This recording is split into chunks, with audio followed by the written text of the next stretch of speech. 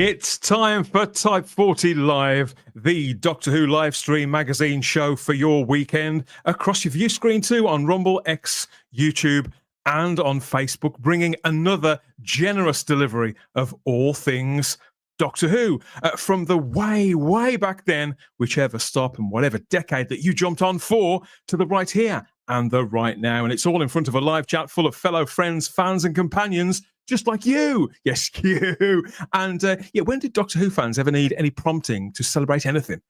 Whilst we await the start of an all-new season, there's something else. Some more bunting being brought down from aloft. Again? Really? Hello, and welcome to the show, everybody. Yes, Thursday again, already here at Type 40, here in the console room. I'm afraid so. I'm Dan Hadley, Birmingham's king of the geeks, and we'll find out who you are in a moment or two. I can't wait to get started, neither can they. There's a lot to talk about over the next couple of hours as we zhuzh ourselves up for yet another Doctor Who anniversary. Surely not.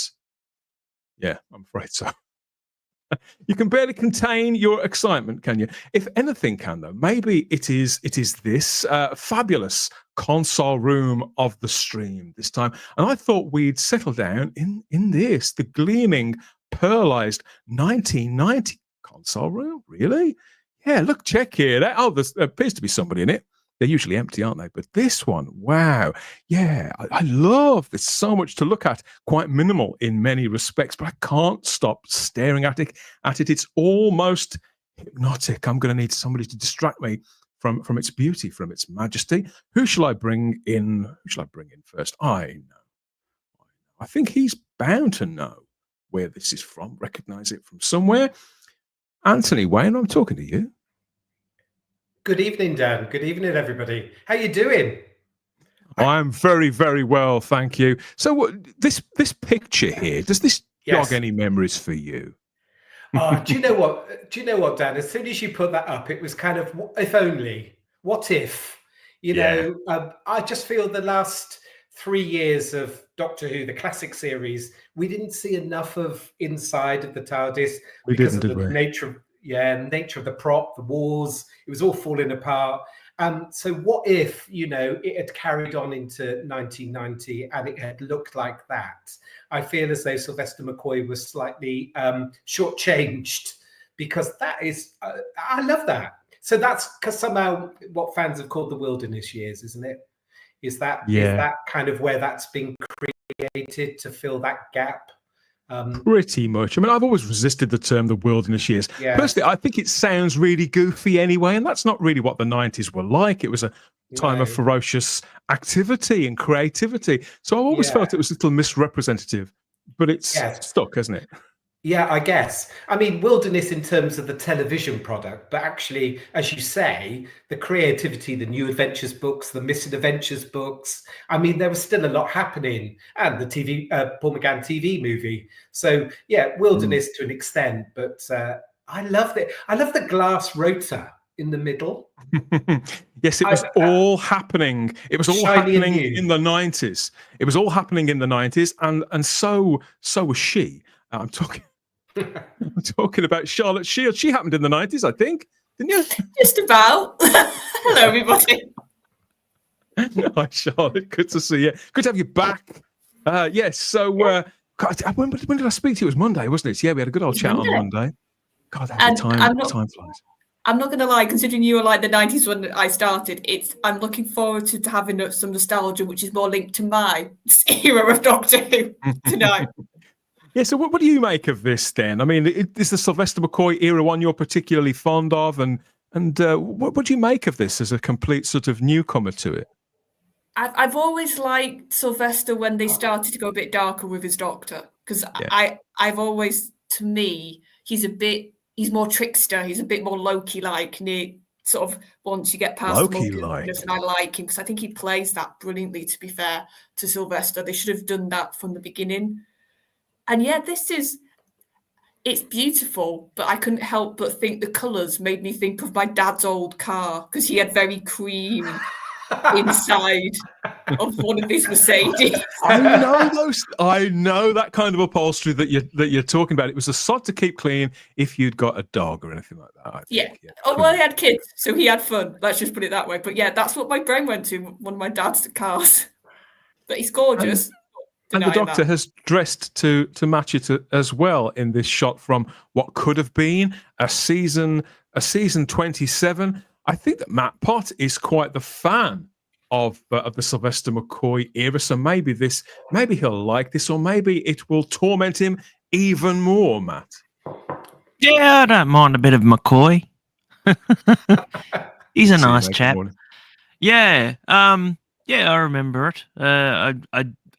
I kind of like the beige look. It's very 90s, especially with when every computer and PC used to be beige. Oh, you're right, wasn't it? It was always off-white like that, off-white. Yeah, it was every single one, and I was like, God, whoever invents different colors for these things is going to make a fortune. Because when the first iMacs came out, and you could choose one of 4 or 5 colors, it was like, wow. Yeah, light green, and oh yeah, it's great. But yeah, no, I've always liked these futuristic type TARDIS interiors. I don't know. For some reason, I've always felt that it needs to be suspended from the ceiling, from the actual tube itself, and then have nothing underneath, and then that'll be even more futuristic. I don't know why they've never really done that. So there was a version of that for a Doctor Who night that they had on BBC Choice. Anthony, do you remember that little model that was made? Yeah, I do. And it did exactly that, Matt. It was kind of dangling from the ceiling. So if you ever get to see that Doctor Who night, it was really it was coming down from the ceiling. It looked kind of like this, Dan, didn't it? But it was very similar. It wasn't like the interior of Charlotte's dad's car. It was kind of more metallic. I think we have featured that on the show before, but it could be time to dust that one off again. I've got to dust off another panelist as well before he gets bored, gets impatient waiting, because he has his cap on ready. It isn't beige though; it is the standard TARDIS blue. Atop the head of the anything but standard fabulous panelist, Mr. Gary Akers. Dust off. Okay, well, I know you meant that brush fondly. off. No, that brush down. I've been staring. I love that picture. I have enormous fondness for the Sylvester McCoy era, partly because, I mean, as an actor, I think he threw everything he had into the role, and I always had to admire that. And the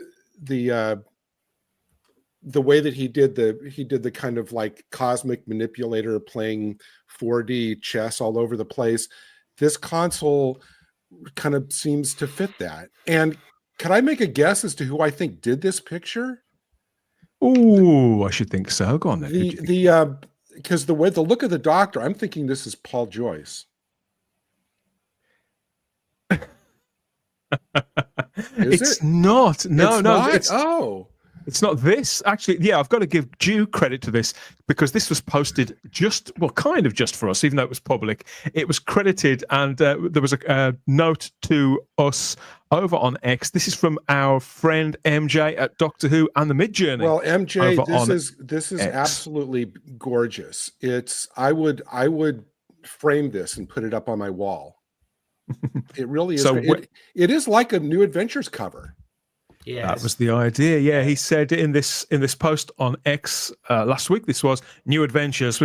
Please consider joining MJ's Patreon so the account can keep going, he says. So head over to Doctor Who in the Midjourney over there on X and look for the Patreon. If you want to get involved, there'll be exclusive content on there, which I think he's about to drop something exclusive pretty soon. But he did say this image is for Dan at Type 40 Doctor Who for having me on this podcast before Christmas, because we talked about this extensively as we went through a few images, because the McCoy era and the wilderness years, as Anthony was discussing there, is a time of Doctor Who history that MJ is really, really into. And so he's done a lot of work on McCoy's. I mean, look at this version of McCoy from the TV movie. Wow. It just looks beautiful, doesn't it? It looks like a photograph. Yeah, it looks like it's an undiscovered photo. Like, now and again, we find these old photos from the classic era. that just pop, especially, but the one on the right, that is haunting. Like that makes me think of like Ghostlight and like that kind of McCoy story, which I love as well. Or some of those New Adventures books that went very, very dark. Actually, that weren't necessarily my cup of tea, but a lot of people really loved them and couldn't get enough. Would read it every single month, wouldn't they? Yeah, it wasn't my cup of tea either, Dan. And it's actually something I've gone back to. So I've started to collect some of them in the attempt to reread them. Because it was a part of Doctor Who history that I really know nothing about, those kind of 90s Missing Adventures and New Adventures book. But I will just pick up on what Charlotte just said, because the picture on the right is really haunting. It is. And had we seen that Seventh Doctor looking like that without John Nathan Turner's kind of question mark pullover and all those nods that he liked to put into the costume, that would have been a much darker Doctor, wouldn't it? Because actually, I think, Gary, I agree. I think the quality of the writing and the script editing in McCoy's time, there are some pretty amazing stories in that 12 story run. And I think had the Doctor looked a little bit darker, I think that's probably Andrew Cartmell's wish, that the Doctor had looked a little darker, I think it would have felt more in keeping. Although I would like to say, though, Dan, I can see in Matt, I'm distracted by Matt Potts, because behind him he has... Everybody's distracted by Matt Potts. I often am, but behind him, look, there is the season 7 box set hiding behind him. And Rock of Gibraltar, he said he wasn't going to get that, and he's absolutely correct. Look. You did? Yeah. And look, it's behind him. Yeah. I hide the evidence.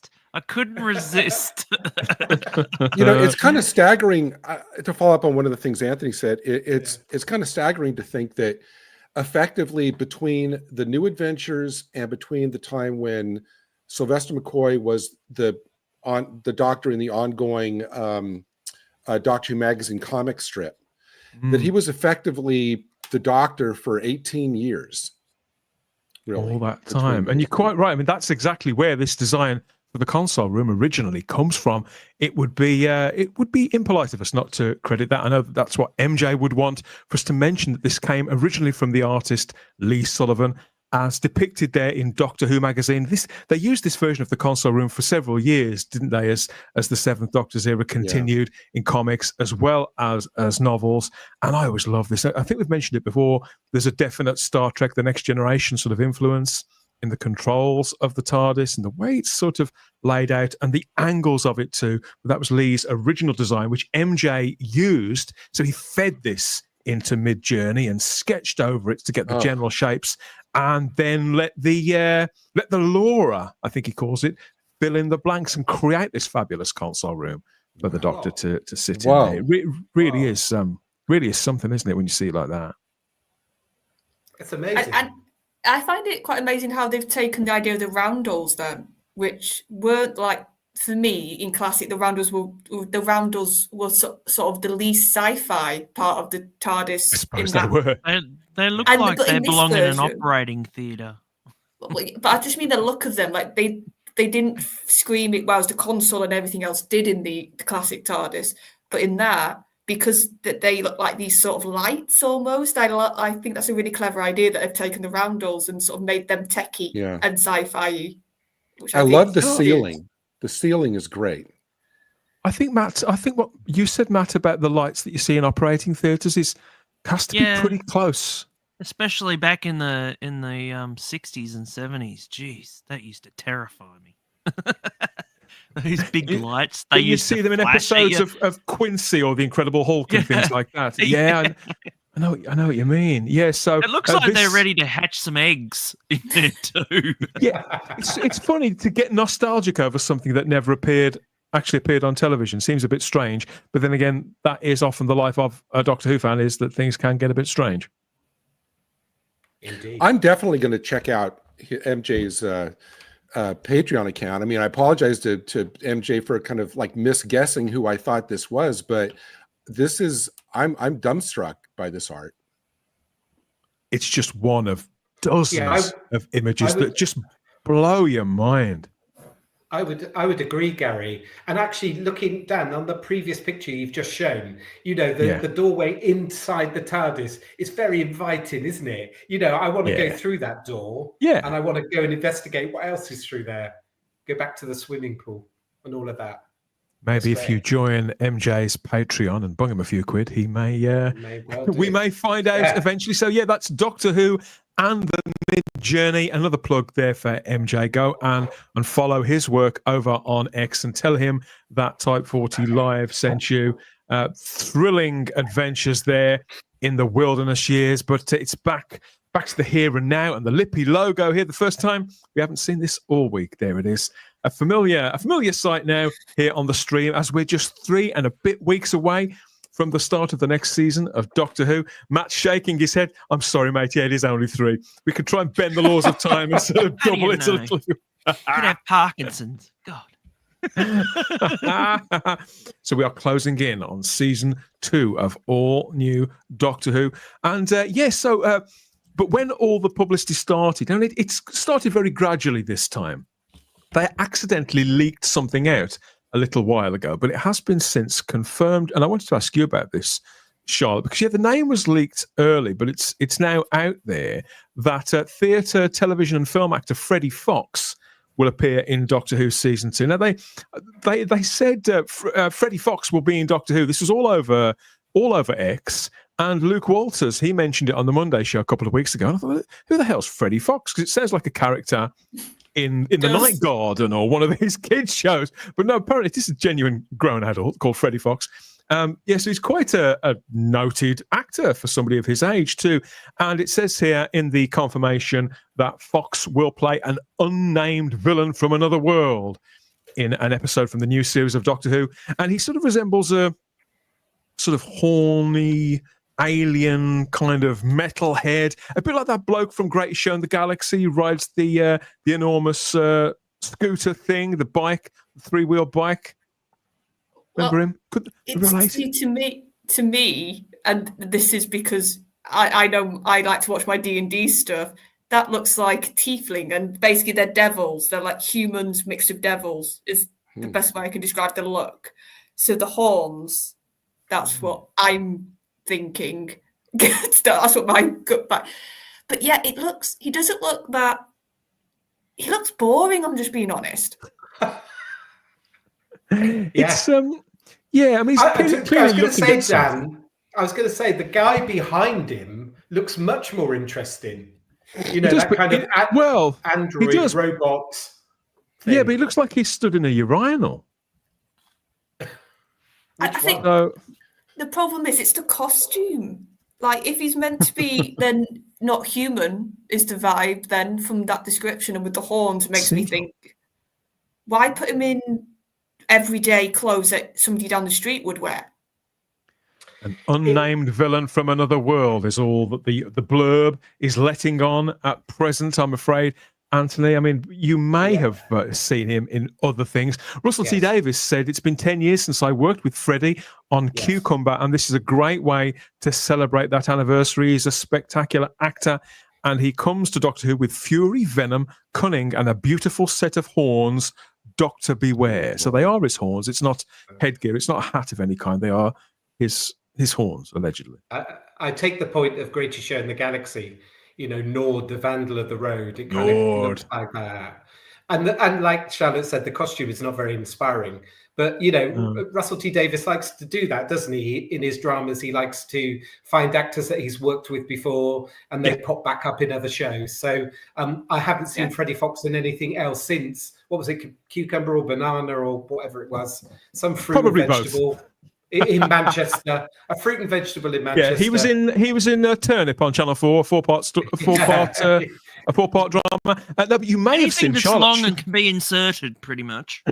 Charlotte has definitely seen him because he was Sir Gawain Hightower in House of the Dragon. Oh, him! But aside from that, he's been in The Gentleman The Crown, The Great, and the series Slow Horses with Gary Oldman too, which a lot of people like. People keep telling me to watch that. So Freddie Fox, he's clearly a thing. He's clearly happening. These are some big shows, reputable shows that people actually like, rather than a lot of old woke nonsense that is made for like 3 or 4 people. These are big shows, and he seems to have made an impact in character parts here. So this, it may be a bit of a weird part, and that's a very strange set of horns, but Freddie Fox could be an actor that it's good to have in Doctor Who. I don't know.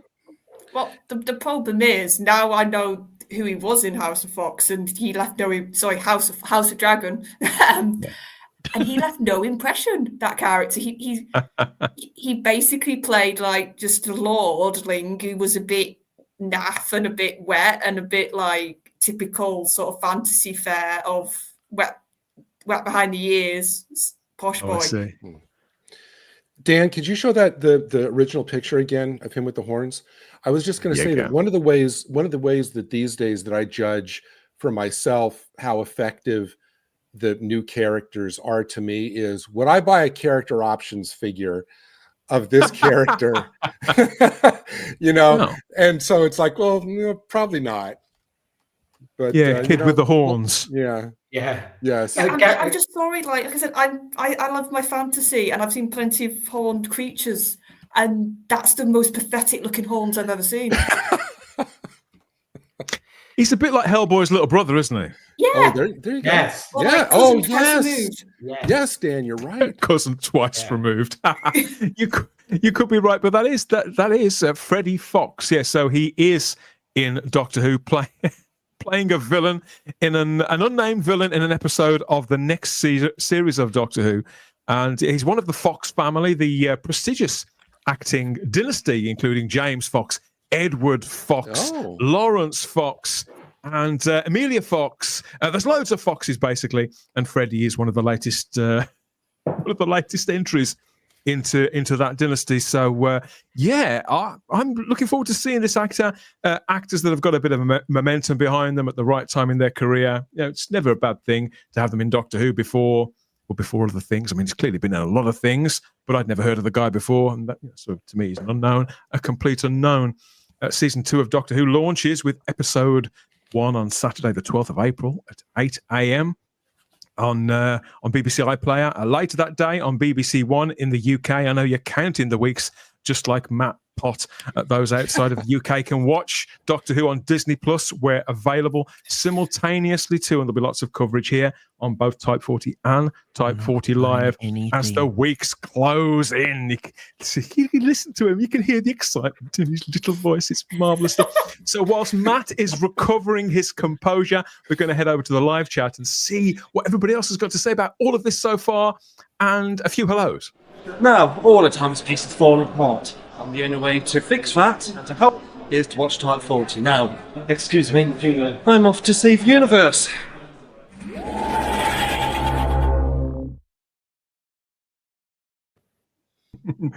Do you think I'm sexy? Or do you think I'm sexy? There we go. Thank you to whoever that gentleman was. So, who have we got? Yes, we've got Darren M in the live chat. Hello, Darren. Like button, he says, see, again, we can't possibly suggest any of this stuff, but we leave it to Darren instead. Please hit the like button and share the video out. Share if you dare, and subscribe if you haven't. Good advice for anyone, I think. Welcome to Darren, and welcome and thank you, as always, to Lord Thoth and Vanessa and everybody else who moderate for us here on the Type 40 channel. You are very much appreciated. Fly Highlands in too there, Charlotte. Hello, Fly Highland. And a special greeting just for you from Stephen Brown. Hello, Stephen. Rob, oh dear, sorry, Rob. Thursday already? Sorry, mate. Yeah, we're back. I don't know how to take that. Good evening, panel and chat. He says there's good evenings all around. Who else is here? Garbage is here as well. I always lose Garbage. There he is. Garbage. Hello, Garbage. Happy Thursday, Garbage. We've got one from you, Gary, and one from Tom from T-Dwarf Productions. He says it's 2025 is the year of the snake, which means it's the year of the Mara. It is. It is indeed. We have... it's right. I'm not... just seen one comment. No, I'm not reading that out. I told you the other day. God. Punch it, says Lord Thoth. I'll punch someone. Evening all, says Simon Ashley. Hi, Simon. Good to see you there.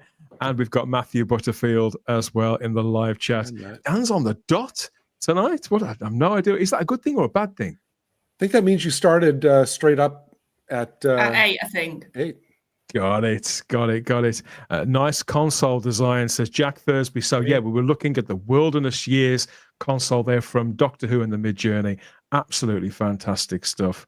If only Solve had a console room like that. If only Sylvester had a console room. Like you said, Anthony, we barely saw the bloody thing. Yeah, it was all rotting, wasn't it, and falling apart by then. You know, in Battlefield, they dared light it. Mm-hmm. You know, it's dark, isn't it, because they're frightened that someone's going to spot the dream. So, I Stephen Braddock, I wish that Sylvester had a console room at all. I'll go with Everybody sees, yeah. That console room is way cooler than the current one, adds Stephen. I think it probably is. Anything's better than the current anything. Domgo can't wait for the Wilderness Years too. So there you go. It's not all bad news. Hail, Do I sound bitter? I'm sorry. Hail panel and chat, says Ezra Goldstein. Hail right back at you, and a hail to Cybermat Strikes as well. Hello everyone, says Cybermat Strikes. David Mullins says that's a stunning piece. It's talking to you. That's talking about Gary. Well, he is, isn't he? Particularly with that hat on. That's a stunning piece. I wasn't even a great fan of the Virgin Adventures, and this still resonates with me. It's emblematic of that era. It is of perhapses and what ifs. Yes. That looks better than Shooty's TARDIS, adds Domgo. There's a lot of comments like that. I think people have, even people who liked it initially like I did, they've sort of gone off it, rather. And, Kieran Cole says, wow, that is beautiful, that TARDIS interior. Yeah, fabulous. Everybody go check out the Patreon account. Yeah, the link is in the description and all that jazz. Mike Tucker's did one suspended from the ceiling for Doctor Who Night in 1999. I think the one I'm thinking about was actually earlier. I think it was for, was it called BBC Choice or BBC Select? They did a Doctor Who night or weekend. Oh yeah, I know what you're talking about. And it was hosted by Sylvester McCoy, wasn't it? Yeah. And I didn't have BBC Choice.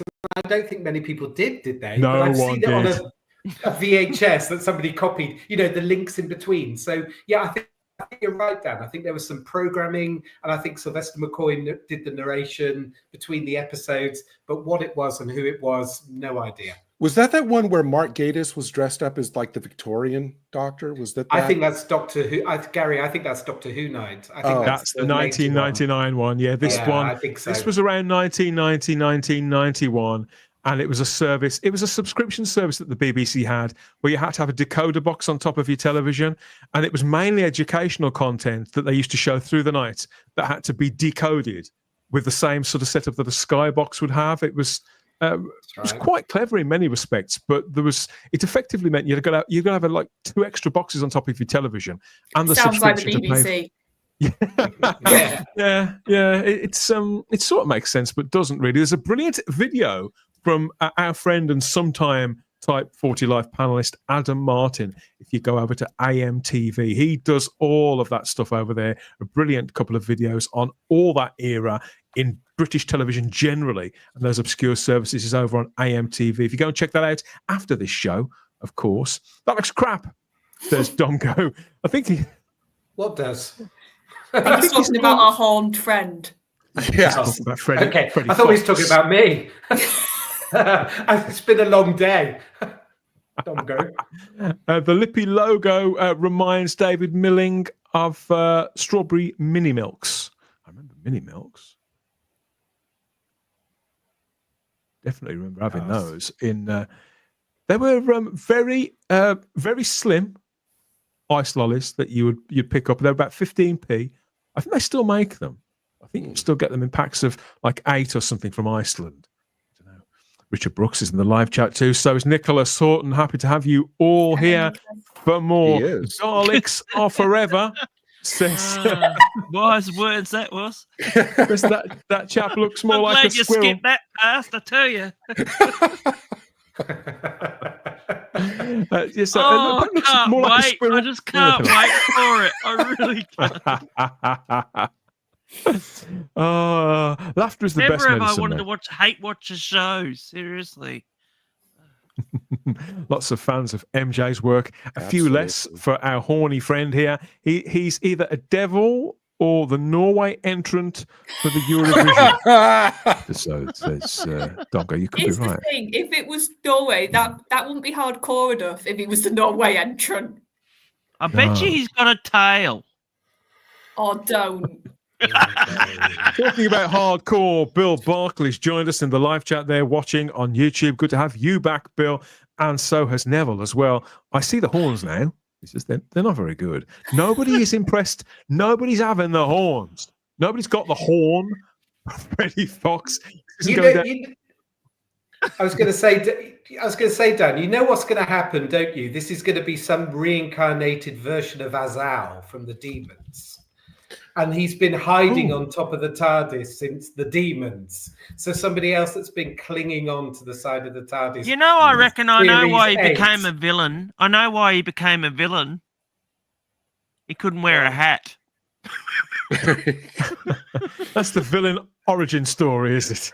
Yeah, he always wanted to wear a bowler hat and he couldn't do it.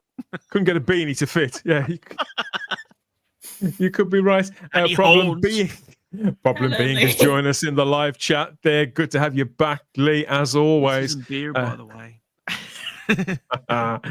Will there be any death drops in season 2, says Richard Brooks. The only way to find out, mate, is to watch.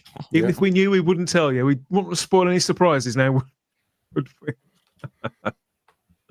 Livens Flames into and Jack Thursby. Who else? Yeah, lots of people. And Vanessa Law as well. She's asking, when is Britain changing their time? She means, when do the clocks go forward? Do you any ideas, Anthony? We talked about this the other day. It can't be too far off. I would imagine somewhere at the end of March, within the next 2 weeks, I guess. Imminently is the answer to that one. Yeah. Anything is better than the current anything. Matt Pot hissed. Says Jack. He's going to have that put on a shirt. It sounds like a Audio passage. $25.99. It sounds like a passage from one of those Doctor Who New Adventures novels from the 90s. Funny enough, doesn't it? And God. And we have Darren Bradley there in the live chat who says that my brother's girlfriend's dad, a model maker, was at the BBC when he saw parts of Sylvester's TARDIS in a skip. What? Quite a shock. No. Skipped the TARDIS, Anthony. Can you believe that? Well, I can, because, as I say, the flats behind the roundels were rotting, weren't they? I mean, if that's true, if that's a true tale, what a sad ending to classic Doctor Who. They really didn't care. What, for old Doctor Who, ended up in a skip? For any Doctor. Sam has helped us all out there in the live chat and stepped in to confide that it's March the 30th, Vanessa, when our time zone changes and we spring forward. That's how I remember it. Spring forward and fall back. So the clocks will go forward by 1 hour in Britain on March the 30th. So it's only 10 days away. But yeah, I think the confusion is arising because hers changed a couple of weeks ago. So we've got to be awkward. We did. Everything's going to be awkward here in Britain. It's getting more and more awkward too. And we've got Pod Racing Palpatine joining us in the live chat as well, from the Star Wars universe to the Doctor Who universe and traversing everything in between, no doubt. Whether you're watching on YouTube, Rumble, Facebook, or on X, stick around. There's a lot to get into on this edition of the show. Wouldn't be the same without you. So drop us some more comments. We need to hear more of all of that and some more of this. Go on then. You're watching Type 40.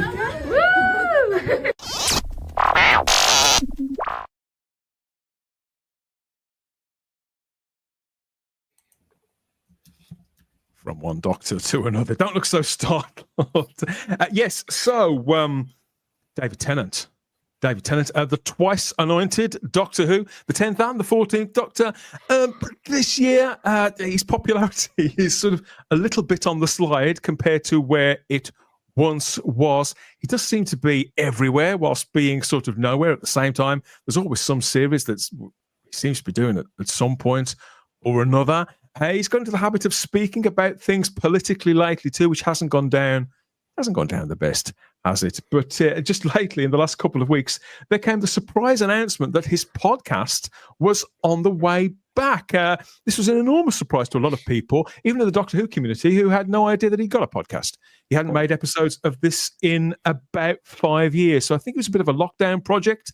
Initially, they made a couple of seasons, and he's now back with a third. This was announced about 3 weeks ago off the back of the National TV Awards, which he hosted. I won't jog your memory too much about that. It was a bit of a nightmare. David was dressed like a bellend, let's be honest, and behaved probably even worse. But the Radio Times were the ones that confirmed that the podcast was back and that Russell T Davies, the current showrunner of Doctor Who, was going to be his first guest. So that was published around a week ago. To say that it's made waves is putting it mildly. These sort of conversational podcasts, they're not for everyone, particularly when they're fronted by someone who, whilst agreeable enough, I know enough people, I've never met David Tennant, but I know enough people who've met him to say that he's a nice enough fella on the surface and easy to talk to and all that sort of thing. But on the other hand, he's not actually a broadcaster and he's certainly not a journalist, is he? So, I think you've got to really like David Tennant to seek this out. Have you ever listened to this show, Anthony? You ever bothered finding this? I haven't, no. And I kind of know where you're going with this conversation because I've seen some headlines, but it's never really attracted me, Dan, to listen to a David Tennant podcast. But like you say, I've met him once or twice. He's been very friendly, very easy to get along with. But the idea of listening to a podcast presented by David Tennant is something I've not sought out now. I mean, when you read down a list of guests, Gary, it's kind of the people that you'd expect he probably has brunch or dinner parties with most of the time anyway. So whilst I'm sure it's very nice for him and nice for them, the ones that I've heard before haven't exactly made for scintillating listening. They've been very pleasant, but there's nothing that's ever going to startle the horses. And so therefore, it's not a podcast that I felt compelled to follow, even when I liked David Tennant. Now I find him a little bit, I could take him or leave him. So does that mean we're not going to be seeing David Tennant does a podcast with Dan Hadley? We probably won't be seeing that. It depends on what he was paying.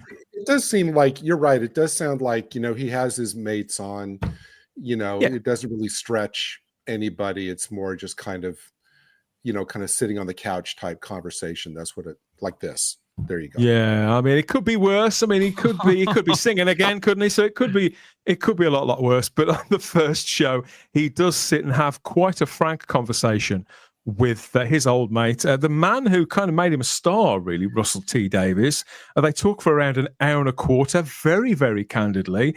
And this was picked up by content creators and the mainstream media at a time, it was a silly season for Doctor Who where things were quiet. You've got all that speculation in the Sun about whether the show will even be continuing or not.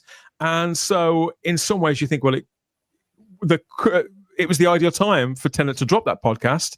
And yet in other respects, it was probably the worst time to drop a podcast like that with all that speculation. And this is what you've got, because the episodes of this show were apparently recorded all the way back in October last year, Charlotte. So it's like 6 or 7 months ago. A lot's happened in the last 6 months, isn't it? Yeah, and when you're listening to it, you can sense that this isn't a current Russell talking. This is a past Russell talking, very much so. Yeah, so has anybody heard this? Because obviously it's been reported all over the place, from the Radio Times to Screen Rant to content creators and podcasters and YouTubers. A lot of people sort of looking at transcriptions of it, drawing out portions of it and commenting on those, or blowing them up or playing them down, depending on what they want to see and what they want to focus on. But has anybody actually listened to it? I've not finished it. I've got about 10 minutes of it left, which is probably, from what I can understand, where all the quotes have come from. Yeah, I was gonna say they start talking about Doctor Who about 25 minutes in, so it's not too long. But it's mostly them recounting the original Russell T Davies era and the things that which it did to David Tennant's life, how it robbed him of that kind of anonymity that he used to have, Matt. Because even though he'd led TV shows, he'd been in lots of things. You know, he's the kind of bloke, if you were stood next to him at the queue at the cash point, you would never have recognised him. Show changed his life.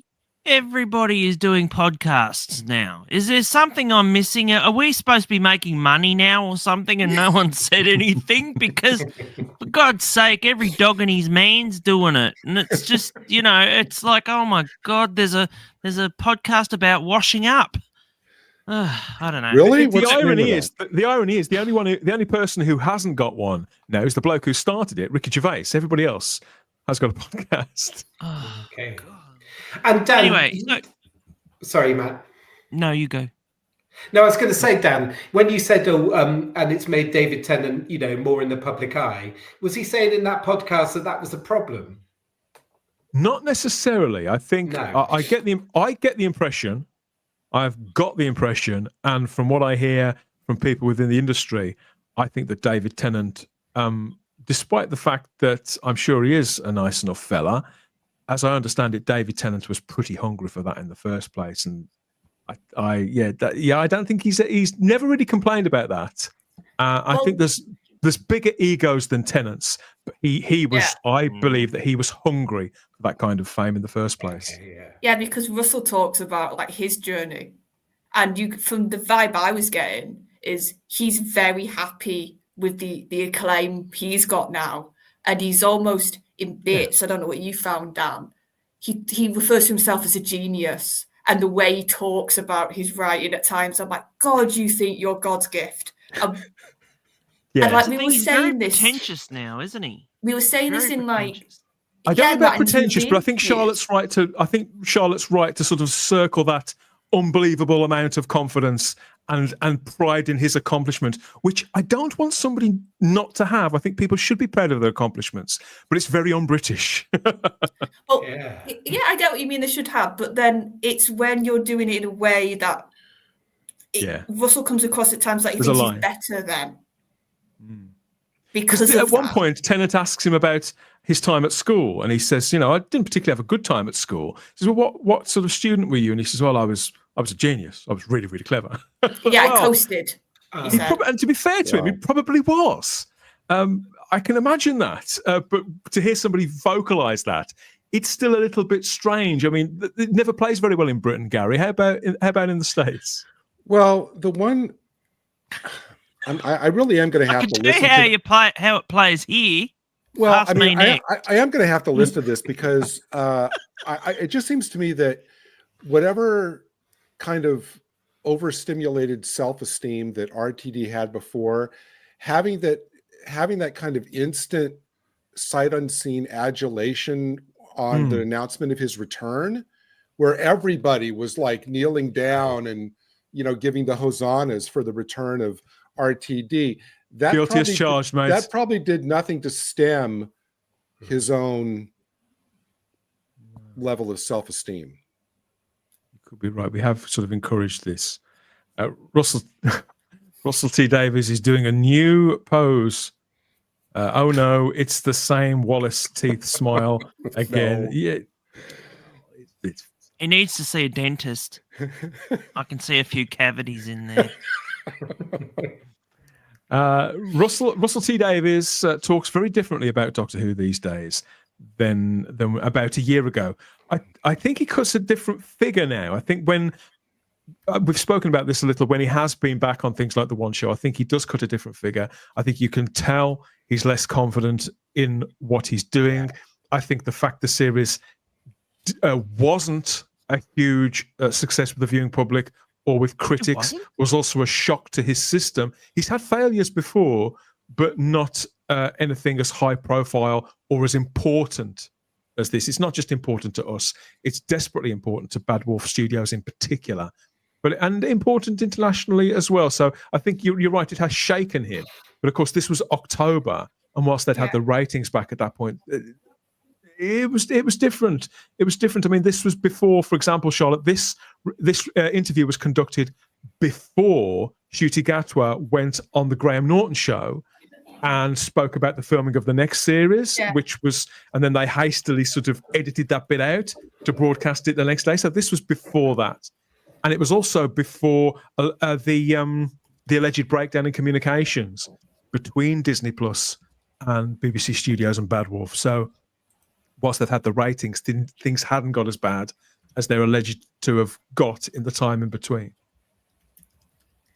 Yeah, and because he does talk about Disney in this, and some of his comments, for me, come across a bit like he had an issue with Disney before he even started working with them, almost, which is odd, considering how much when that got announced, the Disney deal, he was saying how brilliant it was that Disney were on board and they were perfect for Doctor Who, and he couldn't be more happy. It looked like that Disney were being the international... You know what? You're right. The more you're right. The more I think about it, he's less rapturous in this, and he's more. I won't say more guarded standoffish about them. Guarded. That's the word. Yeah, but I think. Sorry, Matt. No, you go, Anthony. No, you go, Matt. Go. No. Thank you, sir.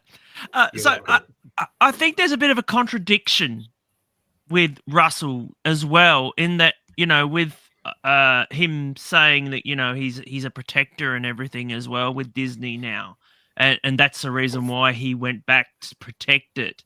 It's the issue with the fact that we believed that Disney didn't come into the picture until series 1, really. So the first 3 episodes that they had before then wasn't anything to do with Disney, but you can see how much, well, not according to Mr. Davies here. He's saying that he's got in to protect it from Disney. So what is it? Did they come in later, or did they come in all together? In all fairness to him, although there are conflicting accounts of that, I think they've always been pretty clear that Disney didn't actually come on board until The Church on Ruby Road.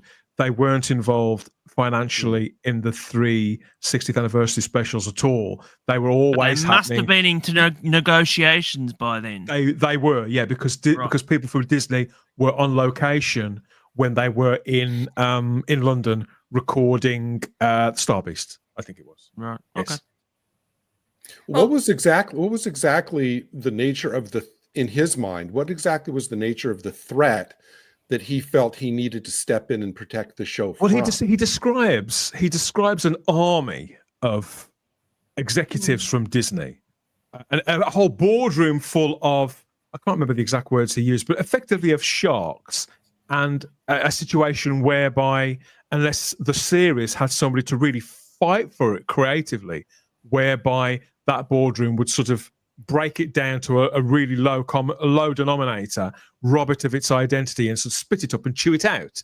It's kind of, he doesn't go into, this is the thing, this angle has been focused, has been grabbed, extracted from this interview and turned into numerous articles in various places and YouTube videos too. I won't name any names in that respect, because there's no judgment at all on any of this, but often out of a broader context. And when you listen to the thing, I can't recommend it highly enough that you go back and listen to this if you've got an interest in what Russell has actually said and where Doctor Who is at the moment. Go and listen, because it's not dismissive when he says that. He makes a statement and then he moves on. It's not something he fixates on. But it's a very, and it's not something he goes into in great detail. He doesn't describe any particular encounters that he's had with anybody in particular. No. It's more of what you were talking about, Charlotte, that confidence in himself as being the right person to be an advocate for the show, which I think does come from the right place. But I believe that he was at fault in that respect.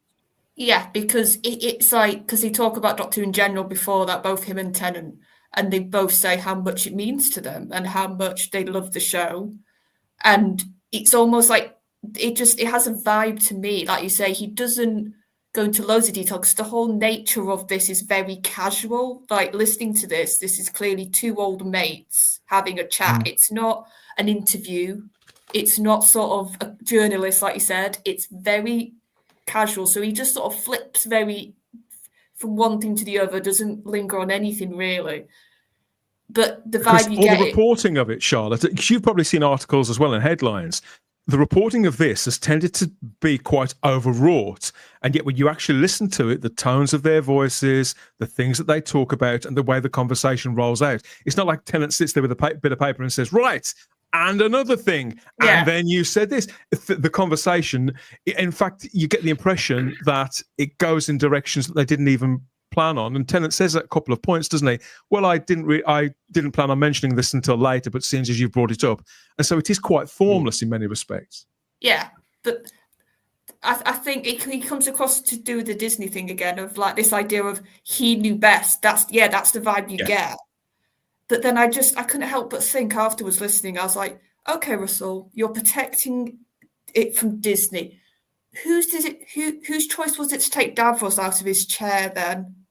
Whose choice was it to have Sutek become a CGI terrible dog until we're back to that. We're back to that. Protecting it from him. That's the thing. We're back to that sense that he's got of massive self-belief that it's his character, isn't it? His personality. Yeah, but that's my point. That wasn't Disney, and that idea of, like you said, of sharks like making it not what it was. I would argue Russell's done plenty of that by himself at this point. Yeah. Charlotte, did you get the idea? Because I do want to go back and listen to it. Did you get the idea from what you heard that he considers himself the caretaker of the show, or he considers himself the controller of the show to do with as he pleases? I would say in his head, caretaker. But actually, if you look outside, it would be not as benevolent, sort of nice as he's got in his head what he's doing, if that makes sense. No, absolutely. Because I think in the time in between, and I'm as guilty of this as anybody, because I've seen a side of this guy that I don't like. I think he made an absolute fool of himself again earlier this week, speaking at another awards ceremony, running off at the mouth and making the most outrageous claims. The reason why I don't really go into too much detail about any of that is because there are these like fringe award ceremonies for things that nobody's ever heard of, and the general public are never going to get to hear of any of that. It's just something that drives fans mad. But he's done so much of that. I've forgotten why I liked him so much in the first place when he was originally representing this show, championing this show, and being that kind of ringmaster and being a benevolent voice of belief in the series, and kind of standing up for us as well during that original run. I was starting to think that I'd imagined that behavior, Anthony, because he's been so adversarial of late. Here in this interview, you get the old Russell T Davies. Now, remember why I liked him so much. Yeah, I got that vibe as well. I agree, Dan. And actually, when the series came back in 2005, he was very much in the mix of all of that. You saw a lot of Russell T Davies, and there was much celebration, and it was exciting. And, he felt then that he didn't know quite how it was going to go. He felt it was going to be a BBC 2, 10 o'clock, in the evening, all the episodes rush through, nobody's going to watch it. And we get those anecdotes in this again, Anthony. And it was celebrated, wasn't it? When it came back, it was excited. So when RTD2 comes along, you have that same excitement for that celebration. And I feel as though because Series 1, the shooty first year, played so badly with regards to the general public and the audience at large, it wasn't that celebration as it had been in 2005. I think he feels a little bit I feel as though he's taken a back seat a little bit.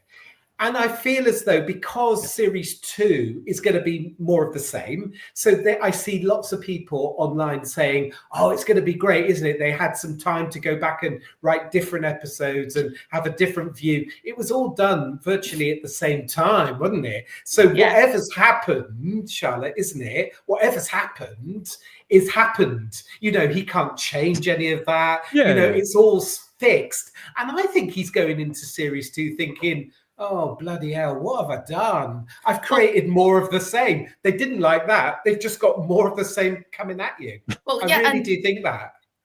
And what I was saying, why I think these quotes, like Dan said, have sort of made all the headlines and it's got so much traction.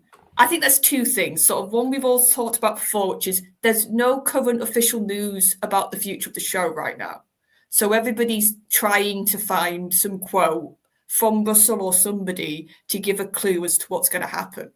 But I think the bigger thing is, and this is something we've also, I know me, Nancy and Dan, we've spoke about this before. How are they going to do the media tour for series 2 coming up? We were all wondering that. And what do you know what it looks like to me? They've just gone, okay, Russell, you can go in a cupboard and not come out until the series air because we can't risk you saying anything stupid again because he's hardly done. Like, there's not been any glossy interviews yet. There's not. You been remember, any Charlotte? They had to. That apparently, they had a. And this story was everywhere. He made another highly politicized and deranged speech at an award ceremony last year, which our contacts here at Type 40 told us that they at Bad Wolf, his friends and colleagues of 2 decades standing, apparently had a word with him about his conduct there. There was a statement made as well that Russell T Davies is not an employee of BBC Studios, that he's freelance and he works with Bad Wolf Studios, and so the BBC wouldn't be drawn on it. But that was almost a thing. It was shut down quite quickly, and I think that we all moved on because it wasn't that long before the premiere of the season. But just lately, just last week, he was behaving in that way again. I mean, up until this week, I can't remember the last time I heard him speak. I think there may have been a little bit of promotion running up to the Christmas special. But if you think that this was recorded in October, it's unusual for Russell T Davies to be as quiet as he has been. Yeah, and that's my point. I think they've honestly told him, you are not allowed to do the press circuit anymore. Or if you're going to do it, we're going to very much vet everything you say and give you talking points. Because, like we said, it's 2 weeks out. And he's nothing from him, nothing from Shooty. Yeah. Nothing from even, I thought maybe maybe the new companion would do a bit of press because she, from what I can understand, isn't known for doing sort of statements that alienate fans. She's none that I've seen. She gave an interview to Vogue where she talked a little about the fact that she hadn't really ever seen the show but was aware of it. It was a very kind of generic interview with an actress. She talked a little bit about her career, and that was that. Nothing contentious at all. It was very light and fluffy. Maybe she'll be the front woman, honestly, for the press. But there's been nothing, and I just think they can't trust him, Anthony. Yeah, agreed. And I don't think he feels like the current showrunner. I just don't think he feels like that. He doesn't present like that. I just don't feel he's the showrunner. So that's either in his head mentally he's moving on or he's ready. Because there was some, I don't know where it was, Dan. Was it in that podcast when they started to speculate? there was some talk about his predecessor. Was that in this podcast or was that in the Radio Times? It's come directly out of this because the stuff that has been largely pulled apart and splattered all over the internet is only really content in the last 4 or 5 minutes of this conversation. I wouldn't say it's an afterthought, but it's the kind of the tail end of as Charlotte said, a really kind of casual chat between 2 friends and colleagues. So it's nothing that Tennant has to drag out of him. It's not confessional in any way. It's actually very casual, very laughy, jokey, and particularly when you look at the articles, because it's both sides of the aisle have done this. The wokies and the reactionaries have all done this. They've boiled these things down into very, very choice quotes and then heavily editorialized. When Russell talks about this stuff, he talks about his successor and of moving on from the show. And the narrative that we've seen is that things have gone so badly in light, and the Sun article and all this kind of thing, that Russell is getting ready to jump ship They want him out. They're getting him out. There's somebody else coming. They're going to appoint somebody else. This was recorded last October.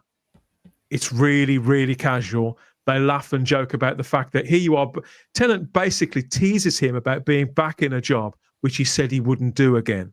He says, would you ever do it again? Would you ever come back again? Because eventually you're going to leave. Would you ever come back? Oh, no, I would. So it's very much a case of Tennant teasing him about him not being able to stop playing with his favourite toy.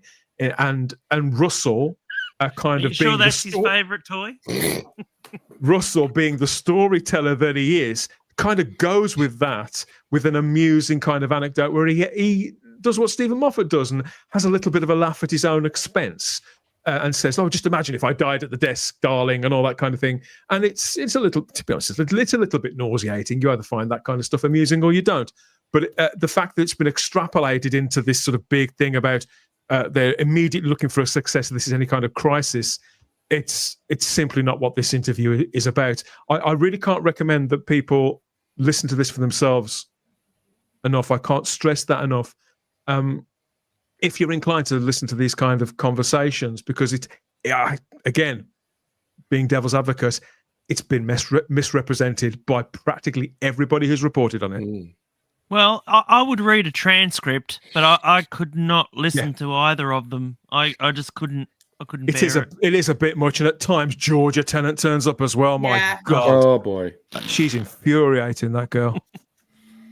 Don't you think though that when they probably booked this, which was probably a couple months before it was actually recorded, they probably thought that the show was going to be in a far different circumstance. They probably thought the reception for season 1 would be great. They thought probably that Disney would already have renewed it for season 3 by that time.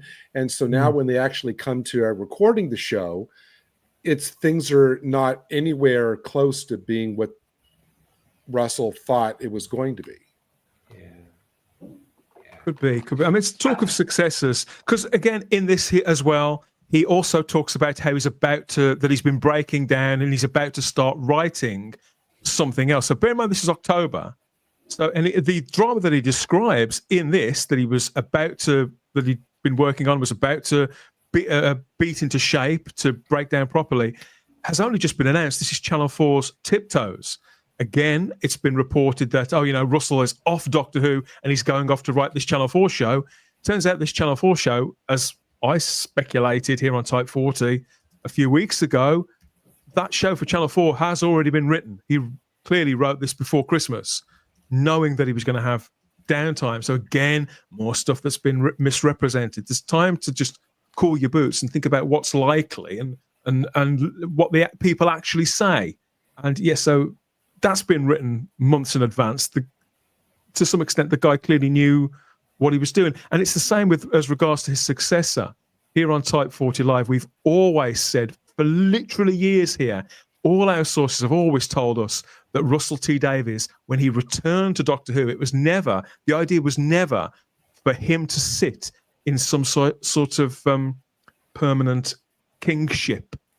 The idea was always that eventually he would, however you want to look at it, he would either ascend, Gary, or step back into that kind of executive producer role, the kind of Mal Young role back in 2005, and just be there as a bit of safety net, like Barry Letts in 1980, that kind of role. And that during that time, as I understood it, I know that things can change because that's been 3 or 4 years ago, but as I understood it, as was confided to us, they were gearing up Pete McTighe to succeed Russell as showrunner within 3 or 4 years, and for Russell to be the Kevin Feige, the Mal Young.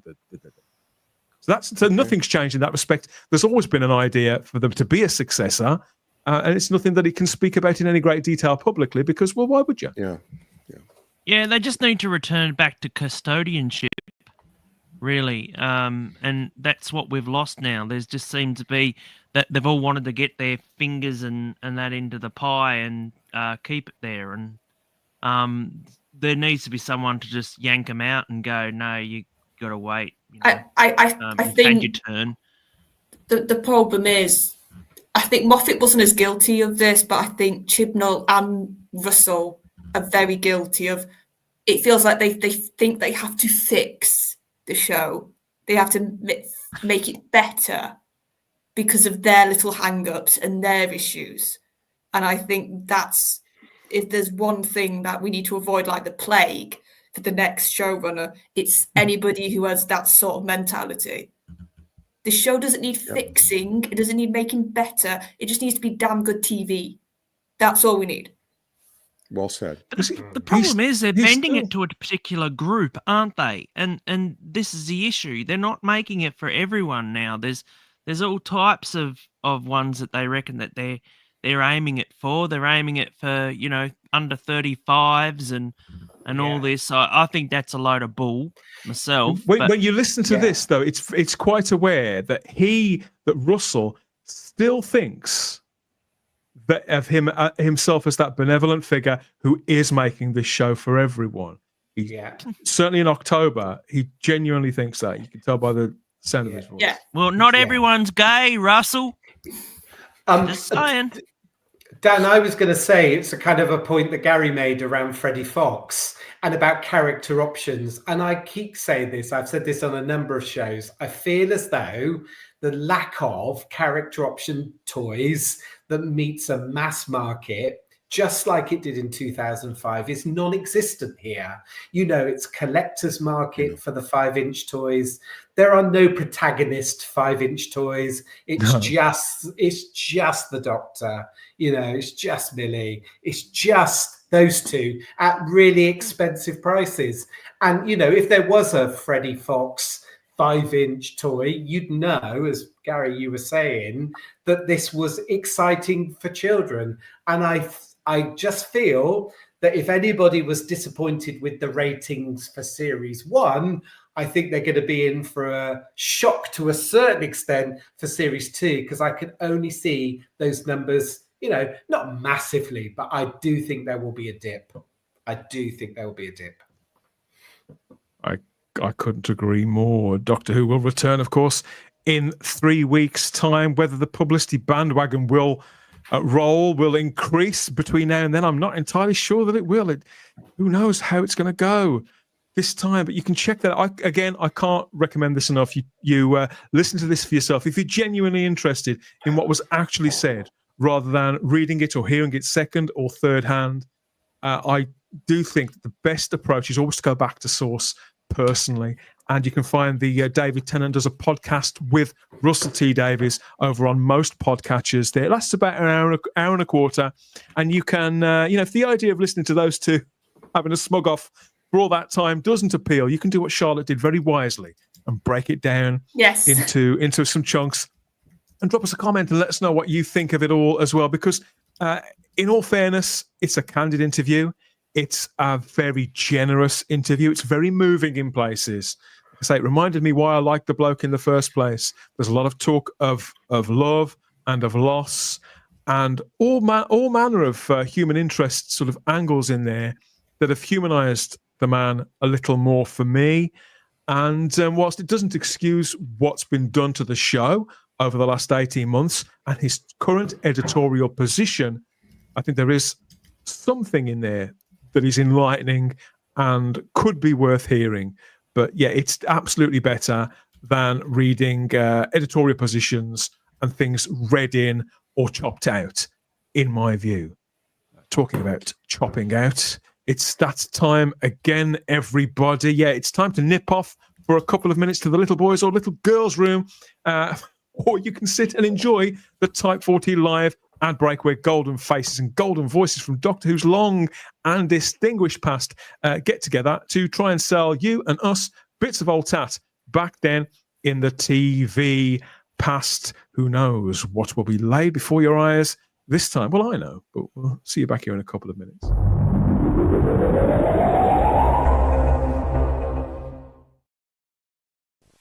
Ready? Almost. Relax. You're doing fine. You're not doing so bad yourself. I assure you it's all down to good investment. Have you used Friends Provident? Friends Provident? I'm not in that league. Still saving.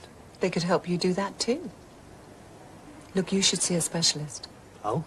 It's only my financial advisor. Friends Provident. Of course. We've grown big by being recommended. There are 2 ways to get your hair Vosine clean: original and frequent wash herbal, with the fresh smell of alpine herbs. Mum's chatting up the milkman again. We've all got someone we like to have nice clean hair for, haven't we? Vosine. This is the house of Mr. Men and Doctor Who. Come on through. Speaks Mr. Men and Doctor Who. Have something new. Collect the stencils. They're fun to trace. There's 2 in every pack. Streets Mr. Men and Doctor Who. Have stencils just for you at supermarkets now.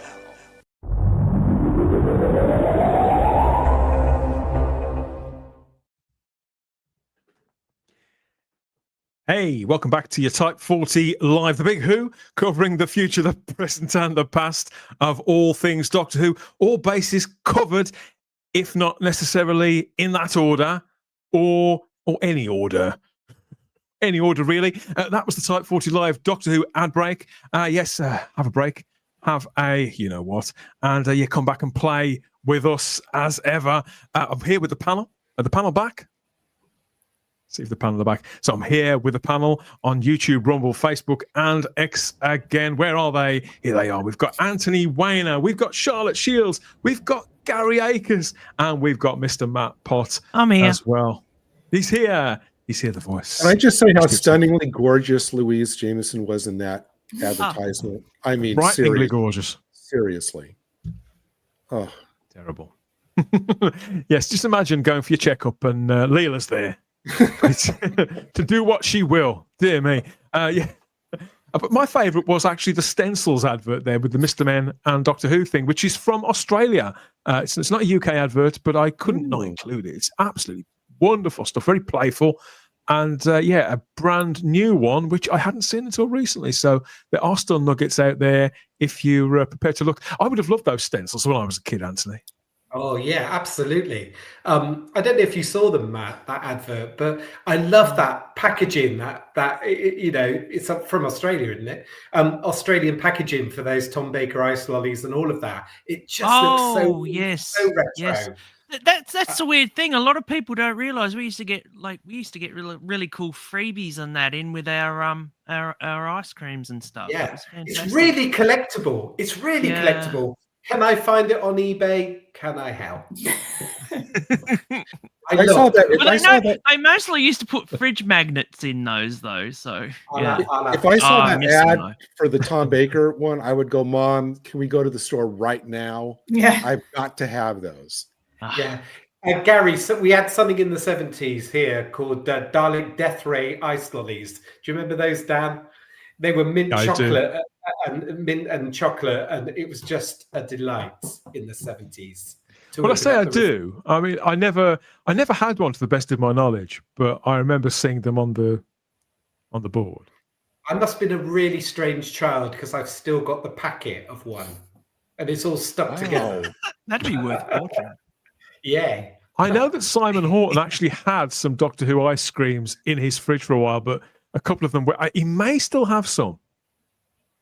What, Dalek Death Ray ice cream in the 70s? I don't know if it was the Death Ray. Yeah, he had some, and some of them melted, and he had to bin a few, but he did manage to get. He's managed to save some. Or chocolates? Did he have chocolates? Or it could have been chocolates. I think it was chocolates. Oh, where's Simon when you need him? Remember, he still had that half-eaten one. Remember, Charlie? There was like some box, and it was like half-eaten. Yeah, and we were going, "Don't eat that! Don't eat that!" Was it the one from? Was it the one from the 1980s? It was a goodies box around the kind of end time of Tom Baker. It was all white chocolate. And no, I want to say it was Peter Davidson on it. Yeah, he had Peter the famous one. Yeah, the famous one where they open up the thing and it's got a Dalek behind it, and then they close the door and it looks like what are you saying? It looks like Peter Davidson's got a very large appendage. You're on one. Matt is on one. That's the Sue Shards one. On one tonight. Simon definitely has got those. Our childhoods revisited, whether you were raised in the 20th or the 21st centuries. We cover it all here at Type 40 Live. And so it's marking the 20th anniversary of the comeback, possibly the greatest comeback in TV history now. We thought we'd start early because they seem to be starting early. Yes, so way back in 2005. Can you believe that? We're talking about the 20th anniversary of the show that we're still calling New Doctor Who. Really, it looks like we are. And it's 21 years to the week since Christopher Eccleston was announced as the 9th Doctor. I mean, I don't know where the years have gone since sites like this magnificent billboard were commonplace on street corners and above sort of big shopping precincts and things. They were everywhere. And wherever I went, people who knew that I was a hooey, as they used to say, were asking me who on earth was that bloke. Nobody seemed to know who Christopher Eccleston was back in 2004, 2005, just before the series premiered, despite the fact he'd been in so much. But it's easy to forget now that the series had all those years of success, and I think Christopher Eccleston, most people know who he is now, but it's easy to forget how way back in 2005, it wasn't actually all smiles. There was much uncertainty, fear even in the air amongst the dedicated and patient fan base. I think there was apathy too.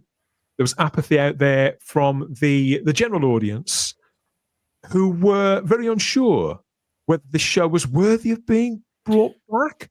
But thankfully, the Doctor's greatest long-time off-screen allies were gathering their forces, ready to promote the balls off this series of 13 episodes, come hell or high water, not least of all the Radio Times, Britain's premier TV listings magazine, almost one of the family in itself, and responsible for some of the most memorable Doctor Who imagery of all time, I think, whether it was decorating the actual listings themselves or on those fabulous covers stretching back throughout the lifespan of the classic show. The Radio Times stayed loyal and held up its end while the show was off screen during those wilderness years with more memorable covers, and they were waiting with us very, very patiently to promote the show when it came back with this.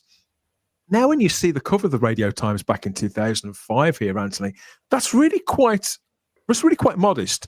Not to go with the new Doctor, the new companion, but just the solemn figure of the TARDIS with wisps of sort of smoke weaving around it, and Doctor Who in a very kind of almost 1960s kind of typeface there. So simple. I don't know whether this speaks of confidence or of playing it safe. See, Dan, I remember this cover, and I remember this time really clearly, and I felt, I do have the sentiment of the fact that Christopher Eccleston isn't on the cover, because there had been a tradition, hadn't there? Seems odd now, doesn't it? You know, the Radio Times cover that you're showing for season 7, you know, kind of sets a precedent. I mean, it doesn't really happen again. You know, Tom Baker isn't on the front cover for Robot, and nor is Peter Davison. Oh. But you would kind of expect it here. But I think that does a really good job, that Radio Times cover for 2005, because it has the TARDIS. And that is the thing that, if anything, anybody from the general public was going to remember, it was going to be that. And I think if you didn't know Doctor Who was coming back and you saw that on the cover, I think it would draw you in. I mean, if you saw this on the cover, you know, it doesn't speak Doctor Who as much. This is the Radio Times that came out. Yeah, we've got that because this week, even though there's no actual episodes of Doctor Who on the television this week, Radio Times have stepped in. Strangely, so they've offered readers and collectors a choice of six covers. Each focuses on one of the main Doctors of the last 20 years, with a cover price of £4.95 each. I'm glad I've got over that side to my completist, obsessive Doctor Who fan nature. Anthony, I see you've picked one of these up. I went into the shop. Sorry, Dan, interrupting. I went for Christopher Eccleston just for all of the reasons that I kind of cited a moment ago around the TARDIS. I felt he should be on it now. So now, with hindsight, let's have a cover with him on. Some people were moaning the fact that the 14th Doctor wasn't on a cover, but I just kind of felt, well, you could get a blue felt pen and colour in the the 10th Doctor there. Colour is suited, you've got the whole set, haven't you? So it was quite, I guess, Dan, on social media, it's been quite nice this week, hasn't it? Because there's been various pictures, you know, of people holding up the cover that they went for, you know, and it's been, you know, I've quite enjoyed some of that. You know, the collector in me wants all 6, but that was a long time ago. So I just plumped for 1, I think. I'm surprised they went with the 6 Doctors, to be honest. They didn't do with the multiple. I think there's I think there could be a sensible limit to how many even the Radio Times is going to try and milk Doctor Who fans for. The shops, Radio Times doesn't sell the amount of copies that it used to. I don't think any TV guides do, but the supermarkets and places that I've been where I usually see couple of dozen copies of this, there are none left, and it's only been on sale as of time of recording for 2 days. And the only ones that I've actually seen in the shops that I have gone into are, and this is no judgment at all from me, but I'm just saying there's only Jodie Whittaker and Ncuti Gatwa covers left in the shops. Why? Every single one. Yeah, you know, I'd love the Capaldi one. I really would. Me too. They are nice, aren't they?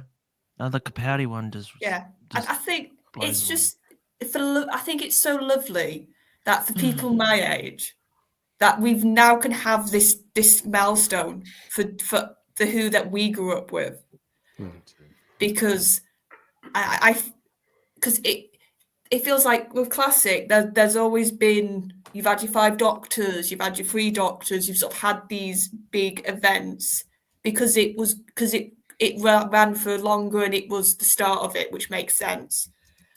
But to sort of go just to say, look at what we've had as our Doctors for 20 years. And I also think, and I'm not saying this to have a go at anybody at all. I know certain people can't stand New Who, and I understand that completely, and everybody to their own. Yeah. And I'm not saying you have to love it. I'm not saying that. But I feel like sometimes it can be a bit trendy to sort of have a go and try and say New Who's not got any. It's fashionable. It's fashionable now to reject the entire production. Yeah. To be fair, New Who people attack classic Who. They used to years ago. It goes both ways. Oh no, they used to years ago. I don't think when the new series was at the height of its popularity, but I don't think they do now. I don't think that's been the case for a long time. But I love the fact that we can have a celebration. That's sort of my main point. Yeah, so do I. And that's the blurb here from the Radio Times, Gary. Celebrating 20 years of new Doctor Who, the Radio Times has revealed 6 covers for this issue, the ultimate companion to a journey through 2 decades of New Who. This week's special issue spotlights the new era of Time Lords across these 6 covers. Revisit 20 must-see Doctor Who episodes. Get exclusive insights from the brains behind the show. Really? and take a first look at the latest season. So yeah, it's a reasonably sized article in what is, it's a functional item, isn't it? A TV program guide. So there's only so much that they can do apart from tell people what's on the telly. But they know that Doctor Who fans are traditionally a mark to sell us multiple copies of this thing. Is this the kind of thing you would import, Gary, in years past? In years past, yes, I would have. I remember, was it the 50th anniversary where all the covers, the background all kind of fit together so you could put them side by side and it would be like a massive, that would be the kind of thing that my collector gene would say, well, I have to get all of them. Not this. This one, it would depend on if the article inside was interesting. There was more than just like a 2-page little thing. If it was a substantial article, I'd probably get it. It is a substantial article. It lacks the exclusive new photo shoot, for example, that you used to always get with Radio Times. Some nice art direction. I mean, in all fairness, the pictures that they've used, I've never seen that image of Matt Smith's Doctor, Jodie Whittaker's thing, or Ncuti Gatwa's picture before. And I'm not sure I've seen the Capaldi one. So these aren't images that I've seen hundreds and hundreds of times. Some effort has been made, but it's not the kind of effort they used to put into these. And I still think at a $5 a shot, fair play to anybody who can't resist. I get it, but this is not me anymore. I bought the issues for the 60th anniversary. Do you know what? I've never even opened them. So It was like 20. That's 20 quid I needn't have spent, so I wasn't going to buy these. Yeah, and I like those prices. I think most people will probably just going to go to the doctor, either that their doctor on there, or the one that they sort of most have fond memories of. Yeah. I mean, there is another option, of course. There is now a digital option when it comes to magazines, which is considerably cheaper. So that is something that you can always explore if you're so inclined. And we've got some choice elements here from this issue of Radio Times that we can look at, and you can decide whether you're going to try and track one down or not in the run up to the 20th anniversary. I mean, are you feeling this anniversary at all, Matt? Me? Absolutely not. No, to me, it this is sad, but I feel like it finished. To me, I feel like it finished in 2017. So and it's just I still feel the classic era, but I don't feel anything for this era anymore. This the new era at all. I'm with Charlotte, like, where Charlotte says that, us older folks, always put New Who down and that. And it's like, well, we were there. We were ready for it. We were happy with it. And now it's just, I can't believe it's 20 years. When I see this picture, I remember the excitement that I had. Also, Matt, I still, after all this time, come across pictures from the launch of New Doctor Who, which I've never seen before, that excite me. Images like this console room compared to the current one, it's like it just looks delicious in comparison. It looks evocative. It looks alien. And there's so many moments in Rose that sort of, because I came to Doctor Who not knowing anything, because I was part of that generation to do the Wilderness. We'll go back to Wilderness years that we talked about at the beginning of the show, that if you didn't grow up with Doctor Who beforehand, it wasn't really on the radar because it wasn't being referenced a lot on TV. It wasn't being talked about. So I had pretty much a clean slate, and it was the advertising campaign and how good that was on BBC One with those adverts that got me even starting to think about watching this show. And then I talked to my dad about it, and he sort of said, I think you should give it a go. I think you'll like it. So it was a punt, to put it bluntly, me watching that first episode. And that first episode is what hooked me. And one of the scenes was Rose in the TARDIS. And to this day, I think her sort of, the way they directed her to be shocked and taken back and sort of not being able to comprehend it. I think somebody like me who was 10, 11 at the time, seeing their first TARDIS, not even knowing what a TARDIS was, that was us. And it was perfect. And I just think there were so many things they understood perfectly, which I just think it's such a shame to what Matt's talking to now, that they've lost it, that ability to be able to pitch and know how to excite a younger audience like Rose did for people like me. I think as well, I mean, obviously we'll talk more about the actual show next week, but I think looking at this picture and comparing it to current publicity pictures, even this looks edgy. Look at the looks on their faces. This isn't. It may be warm in the colours behind them, but the looks in their eyes, it's scary. Are you sure you want to come with me? We don't even know if we like one another. We don't know one another. There's so much story in an image like this alone, whereas current promo images are very, very nice and cuddly, and they look like fashion shoots. So when people call Ncuti Gatwa a fashionista doctor, they're absolutely right. The stark difference here, it's only when you sit back and you think, oh God, why does this look so much more inviting? There's lots of photography in the article itself as well. There's nothing we haven't seen before, sadly, but there are a selection of episodes which they've gone through at some length here to kind of highlight what they feel are the highlights of the whole 20 years. Results are always going to vary on that kind of thing. What some people view as standout episodes, other people are going to be episodes that they've not given a moment's thought in the 5, 10, 15, 20 years since. But at least there's some effort being put into it here by the writers Hugh Fullerton and David Butcher. And I think that what this issue lacks in new photography, it makes up for in genuine love, to be fair, from the two writers who've led this piece. I just want to say that that picture, and I can't believe that, as you said, I haven't seen that picture before with the doc, but I love their serious pictures, because if I'd seen this back in 2005, my first reaction was, wow, they're taking this seriously. This is not going to be a pastiche. This is not going to be for kids only. This is not, this is not going to be a lark. You look at the set behind them, and you look at their serious faces, and you think, wow, this is Doctor Who, and they're serious about doing it right.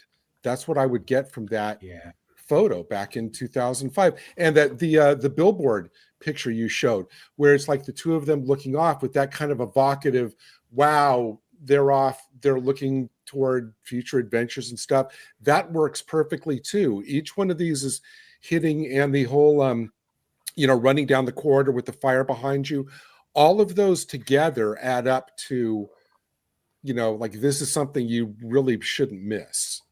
Yeah, and it's like during the week, they had a countdown. There'd be like 2 days to go. Screensaver. Yeah. It made it an event. Yeah, it was an event. Charlotte, I was going to reflect upon something that you had said with regards to the jump between classic and new Doctor Who, because I feel that you talking about the trailers from your point of view, in the sense of, you were 11 years old and you were coming to watch this, is exciting. For me, I was in my 30s and the series had gone, but these trailers were making me as equally as excited as the 11-year-old you, because here was Doctor Who coming back, and it was looking as good as this, and that had huge amounts of appeal for me, and it was sucking me in. I was already sucked in. I'd been sucked in, 30 years previously. However, this was looking good. And Gary, your point about the fireball and do you want to come with me? And Gary, here in the UK, it was incessant. Between every single program, it's like, do you want to come with me? Boom. They went hard. They went harder than all. Yeah. We're gonna make sure we cover a lot of that next week. In this issue of the Radio Times, they speak to Russell T Davies about that time, and he said how he wondered, could a series about a time-traveling alien in a police box really work in the era of The Sopranos and The Wire? And Russell says it all felt terribly important. I'd loved Doctor Who all my life, he told Hugh Fullerton, and I think its return has now proved that it's invulnerable. But it didn't feel like that then. It felt very much last chance at the saloon. This quote really stood out to me. And I could imagine that Russell felt that way then. And the truth of the matter is that he didn't need to feel that way then. It was a sleeping giant. I don't think it was guaranteed success. Nothing ever is. The irony is that the series isn't invulnerable. Yeah. I think that Russell, this same man, has found that out to all of our... Well, actually, Chris Chibnall did, but Russell T Davies is compounding that. He doesn't seem to realise, or he's simply not vocalising, which you can see why he wouldn't. He doesn't seem to realise that now, this, in 2025, is Last Chance Saloon. What are you doing about it, Russell? What are you going to do? Nothing's invulnerable, especially on TV, because you live and die by your fan base, by your viewing figures, by basically people caring about the show. That's what keeps it alive. Yeah. And if you don't give quality, if you mistreat that trust, then it will go very quickly. Can you imagine if this show, if the show had debuted to the numbers that it's getting now, it wouldn't even be on, within a couple of weeks. I'm sure they would have pulled it, because it's just, I mean, how many did the first how many did Rose get? Like, how many viewership? You'll have to tell me. Well, again, we're going to talk about the actual show next week. I want to keep on track with the stuff that's in this article this time, because we are going to do extensive coverage of the actual show next week, and we've got a very special guest coming in as well. But it was very, very successful. I mean, to see the fresh faces, even Christopher Eccleston here, who was 40 at the time, it brings back so many memories, of course. I would agree. And that photo that you showed from the article that came out this week in the Radio Times of Russell, what was he? He was about 43, 42, 43 at that point. And there's lots of optimism in that picture, isn't there? Fresh-faced, very youthful. Fast forward 20 years since that, and it's a very different looking Russell and a very different looking situation for the show.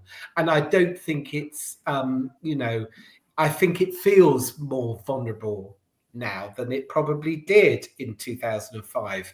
And what you're saying, Dan, it was a sleeping tiger, wasn't it? It was gonna work. I'm less inclined to feel that series 2, going back to what we're talking about from the podcast, I'm not entirely sure that season 2 is that sleeping lion everybody might expect.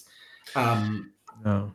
The show back in 2005, I think, was blessed with being in the unique situation of, at that point, kind of having a decade and a half, I mean, excluding the TV movie, having basically a decade and a half of fan goodwill, and public fondness for the show, at its back, kind of propelling it. And it took full advantage of that. And I think the problem now is maybe they should have considered that, okay, once a show's been on 17, 18, 20 years now, you've got to be just as careful not to assume that fan love for the show will be something you can just take for granted and do whatever you want. You've got to, stay on the forefront of, how the public takes in entertainment, where the public is at, what they're interested in. And it just seems to me that all that wind that was at the back of the show in 2005, I think taking it for granted 20 years later was like the worst thing that they could have done. They should have always been on the lookout for, how can we, take a show that's people have been, digesting without fail for 20 years now. How can we give it a second wind? And I don't think they thought of it like that. Rather than just trying to reset it in exactly the same way. The Radio Times does mention in this, they spoke to the BBC, and there's not much from the BBC in here. The BBC doesn't own Radio Times anymore, and it hasn't for quite a while, but everybody always thinks that it does. And I always have to point this out. It's owned by a company called Immediate Media. And obviously they have a relationship with the BBC, but they're not as involved as they used to be. And they have got a quote here from them. And the BBC told the Radio Times there were over 70 million hours of Doctor Who watched in 2024, including its various spin-offs and iterations. So that's everything. But they do say, amazingly, since its return, so in that 20 years, not only did that second series come, the one that Russell was suspecting, was fearful that it might not, but they've managed to air at least one episode every single year since. So it's always been a presence on British television for that entire solid 20 years, to one degree or another. Yeah. It'll be interesting what happens in 2026, won't it? If that record is broken. There's been much speculation around that quote from the Radio Times, hasn't there, online? About whether that record is going to be broken in 2026. It almost feels like a curtain coming down the way it's worded. And it's really bad timing. It's really bad quote. It's bad timing. It kind of allures to that not being the case. There isn't anything in 2026. It's just bad timing, isn't it? The rest of the piece is a sort of a trek through the 20 years in 20 episodes. The writers for Radio Times select what they feel are the best and most important Doctor Who adventures throughout that time, whilst the showrunners, they step in as well with their instincts, their words about what they're most proud of and why. So we get some things that you'd sort of expect to see in there. Rose, Doomsday, that's in play. But interrupting that is a selection from Russell T Davies, and he goes for Gridlock from Series 3 back in 2007. An episode I've always liked, one of his own episodes as well, and he explains how this is the episode where the Doctor and Martha are trapped on a planet of flying cars, for people who'd forgotten, and how he's really proud of what they managed to achieve with the special effects on that particular episode, that it was a benchmark, because he says they began to conquer the notion of working in a world of special effects rather than bringing special effects into a practical scenario. So I think he saw it as an evolution whereby he had the idea and they wondered if they'd be able to do it. And of course, this was the story where he got direct inspiration, didn't he, from being stuck in a traffic jam himself in Cardiff, and brought it into the show. So it's a very personal thing. But I've always liked Gridlock, so I think it's nice to see it get a bit of a nod there from the writer. But a surprising choice though, Gary, because something that a lot of viewers, perhaps Charlotte's generation, probably might remember it for one reason or another. But the general public might not. And I think the fandom kind of look over episodes like this. Well, first of all, I love Freema Agyeman as Martha. I think she's probably the most underrated companion in New Who. I think she was absolutely fantastic. I'm really grateful. Well, not grateful. I'm really actually stunned was the word I was looking for, that they didn't default to Blink, which what everybody goes for in season 3. But I think Gridlock is a great choice because I think it shows the scope that the show's capable of. It's not just a great effects episode. It's a great script too. I mean, Tenet, I love Blink. It's just funny to see episodes. No, like I was that. talking about Gridlock, but I mean Tenet. I think Tenet and yes. Freema Agyeman are both great in Gridlock. Gridlock has a great script. Ardal O'Hanlon is a great guest character for that. So I think that's a terrific choice for that year. I was expecting low-hanging fruit choices, to be honest, Charlotte. So it surprised me. Well, no, this doesn't surprise me actually from Russell to pick this, because this was also a really important character episode for the Doctor and Martha, because up until this point, he'd been very closed off with her. She was still very unsure about him. And the moment when, at the end, when he talks about Gallifrey, you got a sense that this was the Doctor actually opening himself up and being vulnerable again, and actually talking about something that was quite painful. And Tennant performed that beautifully, and you got the music. And I think that's what Russell used to be able to do. Just having those character moments when you've had all the adventure, you've had all the hijinks, which was fun and you still need, but knowing when to just stop and literally have two characters sit in a side alley and have a really important but meaningful conversation. And that's what I mean. Like, in the future, we got a bit too much of, let's talk. But Russell, in that point, understood. He still needed, like you said, all the special effects. He needed sort of the craziness to sort of work, so then he could have that moment. But I think that moment sticks with a lot of people. Yep. You said sort of my generation, and a lot of people actually go back to Gridlock for the character stuff, I find, when they sort of rewatch early Tennant. Yeah. As the piece moves forward through the Stephen Moffat era, we get some choices, I think, that you'd expect to see.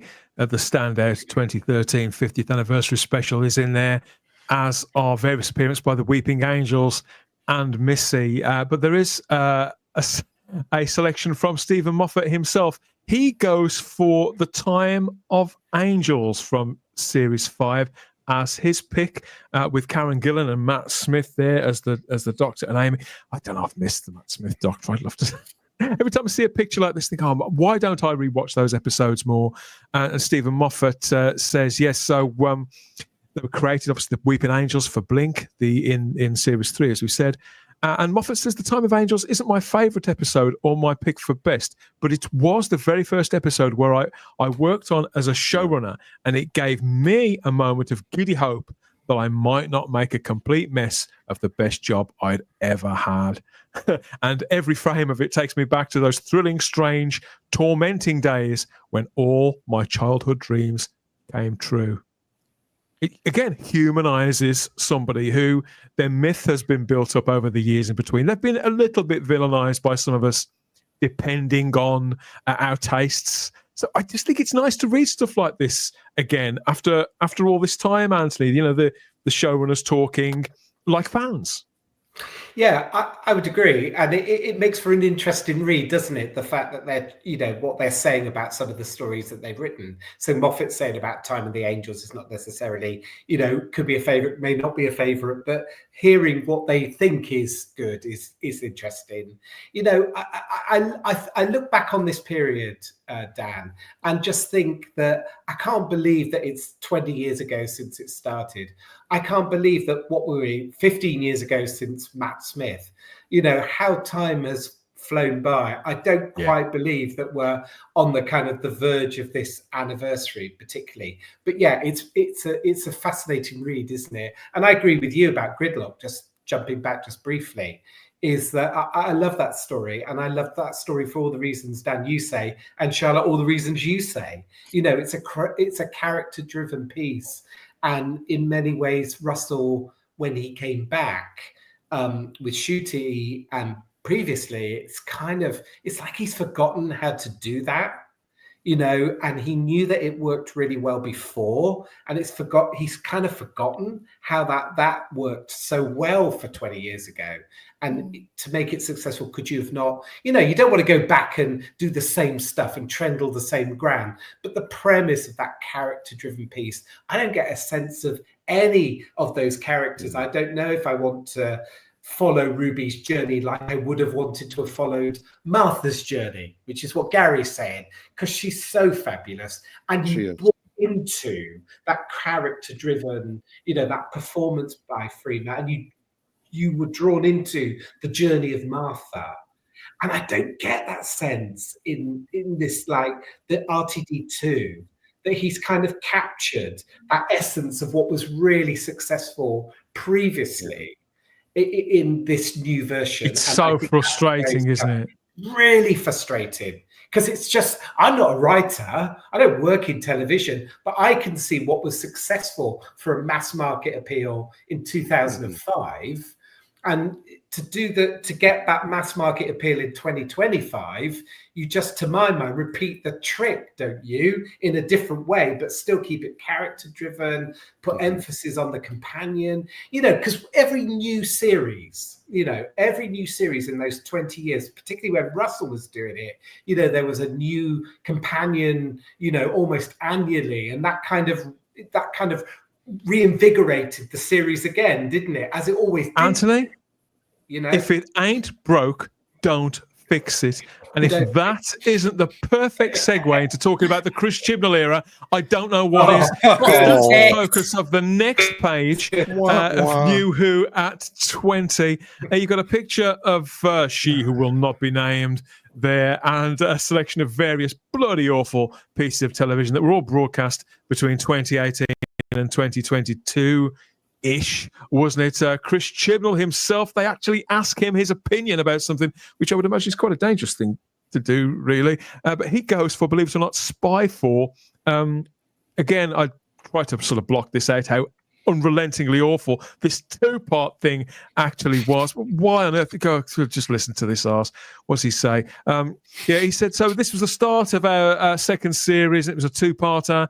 He describes it as a kind of James Bondy with the Master and Lenny Henry.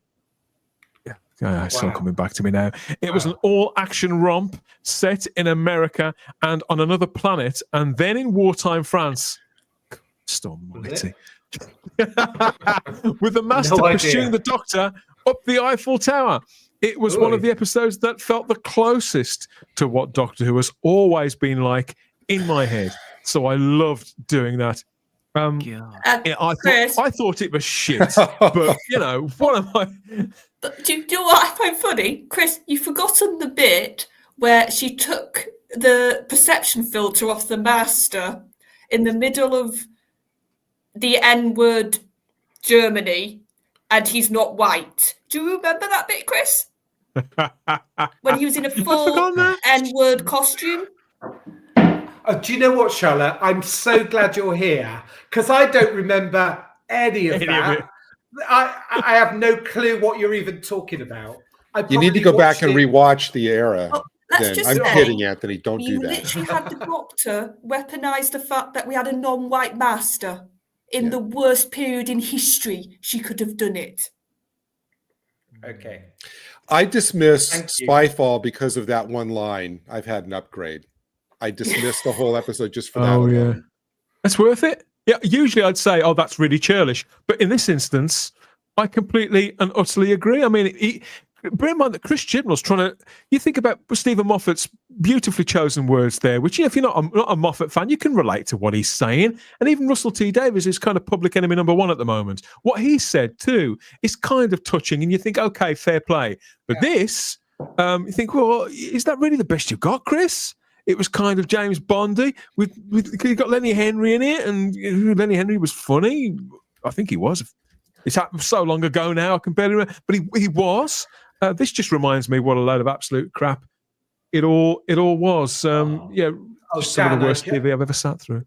I agree, Dan. And I just need to remind you and everybody else, do you not remember when he mentioned Lenny Henry there? It conjured up that image of Lenny Henry and Stephen Fry in that trailer where they announced 2 guest stars. Do you remember? And they were in front of... Do you remember? They were in front of... Do you remember this one, Charlotte? They were in front of this sort of silver cloth, and their face was blacked out, darkened out, and then suddenly they put the spotlight on. It's like, gosh, we've got Lenny Henry in Doctor Who. And then, we've got Stephen Fry. Remember him? Who. It couldn't be worse. But Anthony, worse, could it? The funny thing is, they had a scene with her and Lenny was the better actor in the scene, and it was Jodie being shown up by Lenny Henry. Like, come on. If they were going to just realise there weren't that many great guest actors in the last 10 years, was there? No. Honestly, if you're going to do it, iron the curtain behind you, because it was all. They managed to get Art Malik for the season before, didn't they? And a couple of other people, but really, it was quite a poor showing. Even worse, they do get a quote from Jodie Whittaker here. She mentions the fact that she doesn't like to talk about it, but she was the first female Doctor. It's extraordinary. Oh, really? And she says of the part, it was one of the biggest gifts I've ever been given, playing the Doctor. This is the best. There's no right or wrong way to play that character. The fact that we're now, all these years on, from such a public failure, how this woman is still working is beyond me. There's no right or wrong way to play that character. Now, we know from our sources that after the first season, her first season, she said to other people on the production, oh my God, I've been playing it wrong. There's no right or wrong way to play that character. And the most exciting thing was that, as a woman, I got to play that part. I hope the show continues to celebrate change. I don't need to say anything else. I don't need to say anything else, do I, Matt? It's always change, isn't it? It's always goes straight back to that word. It's change. That's what the whole show's about. Change. Yeah. We've just heard it over and over and over again. Yes, there is a wrong way to play this character, Jodie, and you proved it in abundance every single time. Moving on from Dr. Airhead to Chris Chibnall himself. He goes over old ground as well. He adds regeneration. Regeneration is literally built into the show on and off screen. Some people get frustrated that it doesn't stand still, but that's why it's so enduring. It can constantly surprise. And if there was any young girl age 5 upwards who saw Jodie and could suddenly see themselves in the Doctor, that's all I ever wanted to do. Oh, hello. Chris, do I not you exist? Muppet. Do I not exist in 2005, Chris? They could anyway, you chump. Yeah, I mean, I'm sure this, in all seriousness, a clown have her actually dress as a woman. That'd be fantastic. Trying to muster up a bit of generosity. I feel that these are quotes they could have dug up from 7 years ago. If this is how he genuinely feels, then I don't want to be too hard on the guy and keep going in on something. But ironically, Dan, his expression in this picture is how I looked most times when I was actually watching a Chris Chibnall episode. Like, oh God, it's Saturday again. I gotta watch that show.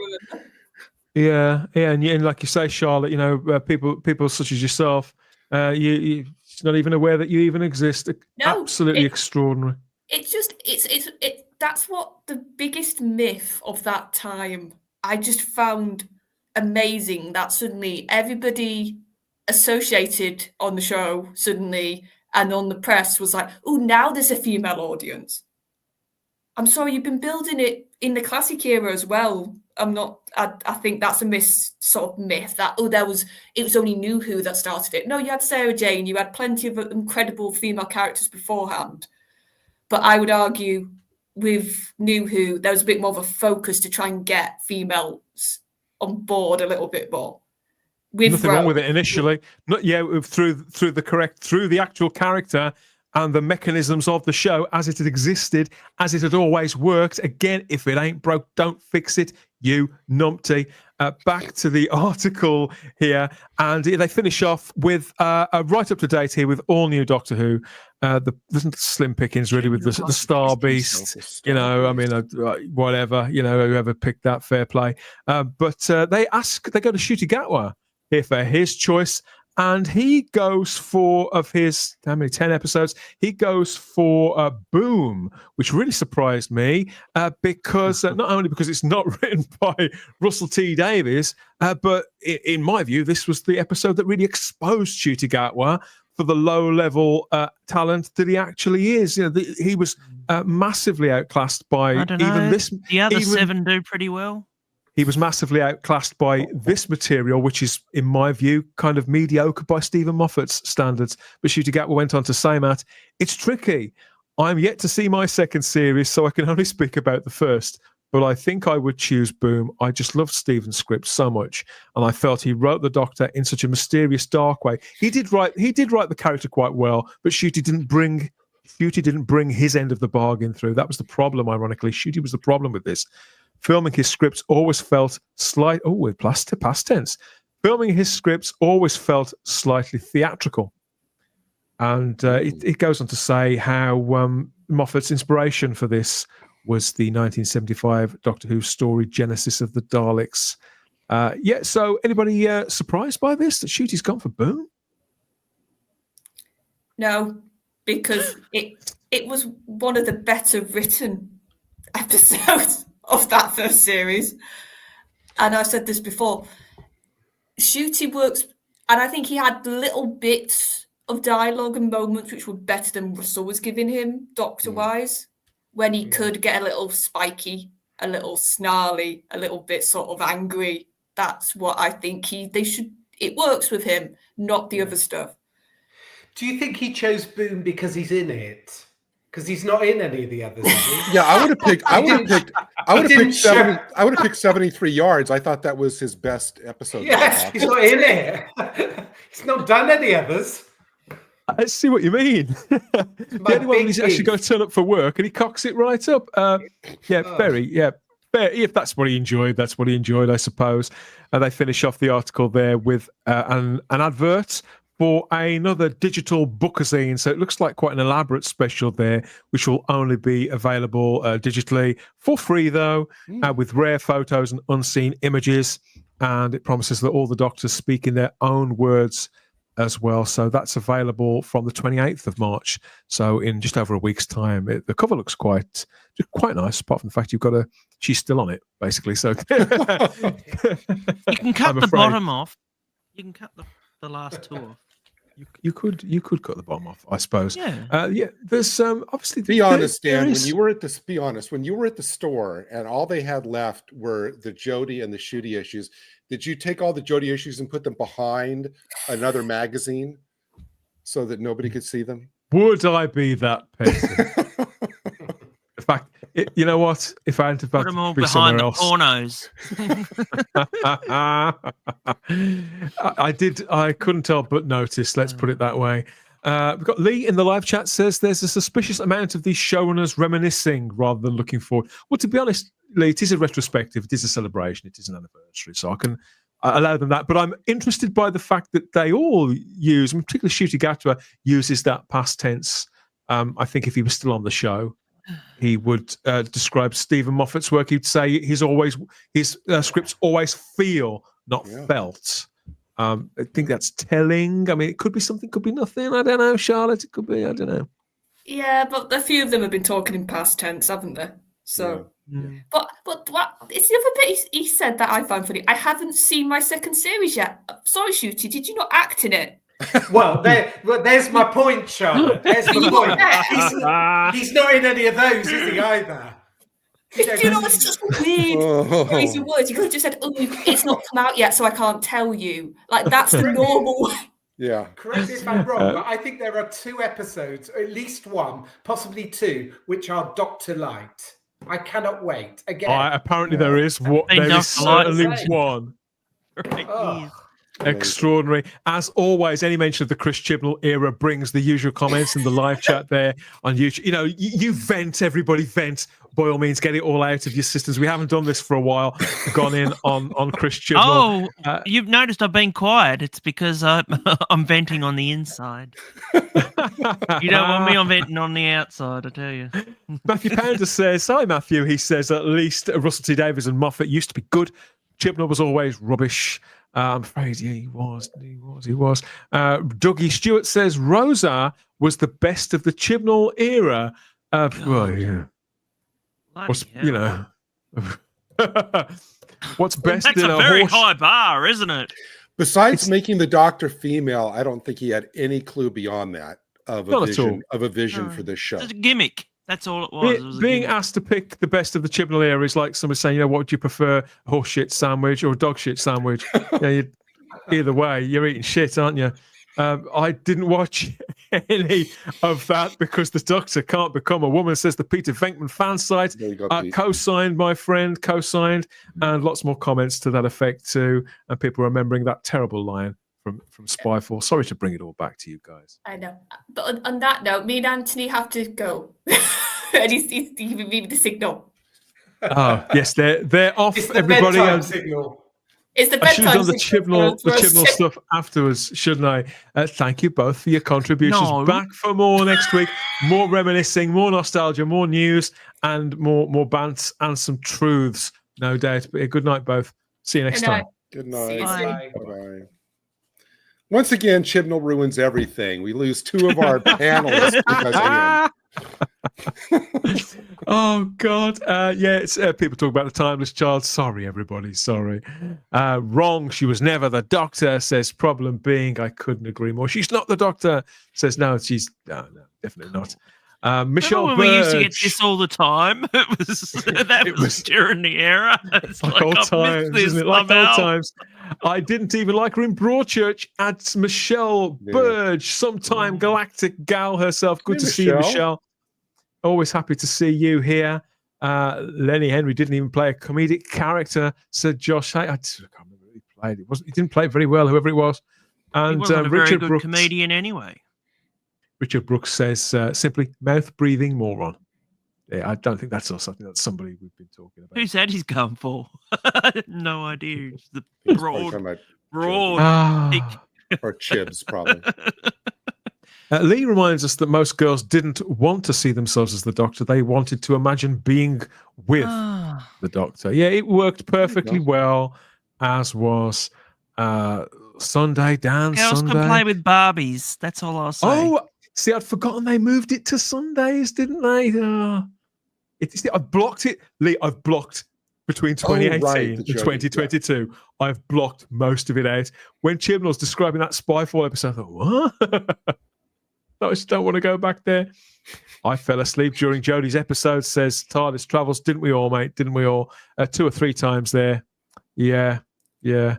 Touching grass, says Dark Order. Just touching grass. Right. Are you touching grass now or are you touching grass later? Let us know. Touching cloth. Yeah. Okay. Yes. So there is more. It does go on a little bit more because they do finish off with a bit of a preview for season 2, and there's not much said, to be honest. Just the fact that it's bringing that 8-episode season and a description. There's a couple of new photos as well. We get the Doctor standing in some sort of lineup where they're clearly being watched by one of those giant robot things, those retro Fallout style robots. I really like the look of this. This is from the opening episode, which I believe is called the Robot Revolution. And there's also like one those of Rhoda emoji Sethu things. as Belinda there to adjusting a drip. She can adjust my drip anytime. So they got so that's it's nice to get some new photos there as part of this Radio Times feature, at least. There's more from Russell T Davies too. A little quote from Russell where he gets asked about season 2, and he says it's just wilder swings. Try again. It's just wilder swings than ever, really. Episode 3 is absolutely terrifying. We know, Russell, we've seen who's writing it. And we're still working on the finale right now, which is astonishing. But the episode I keep going back to and rewatching is the Interstellar Song Contest. It's terrific in all sorts of ways. Terrific in the kind of way that makes you want to go to the toilet a lot. Is that what you mean, Russell? I don't know. I think most of us aren't really looking forward to that, but allow him his moment, I suppose. Didn't he say the last season's finale was astonishing too? He said something like that. Yeah.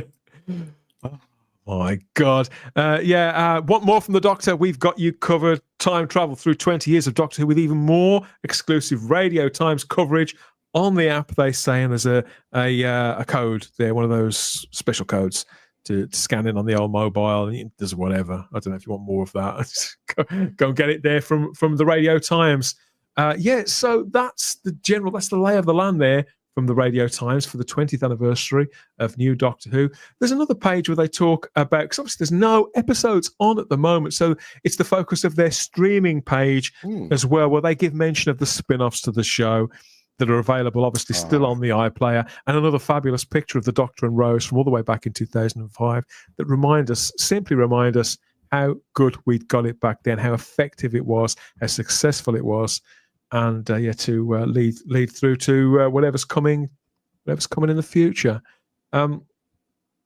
Honestly, we've been kind of, mocking, some a little bit, but I think, a half a dozen pages to mark what is, when all is said and done, an important anniversary. I think, good on the Radio Times.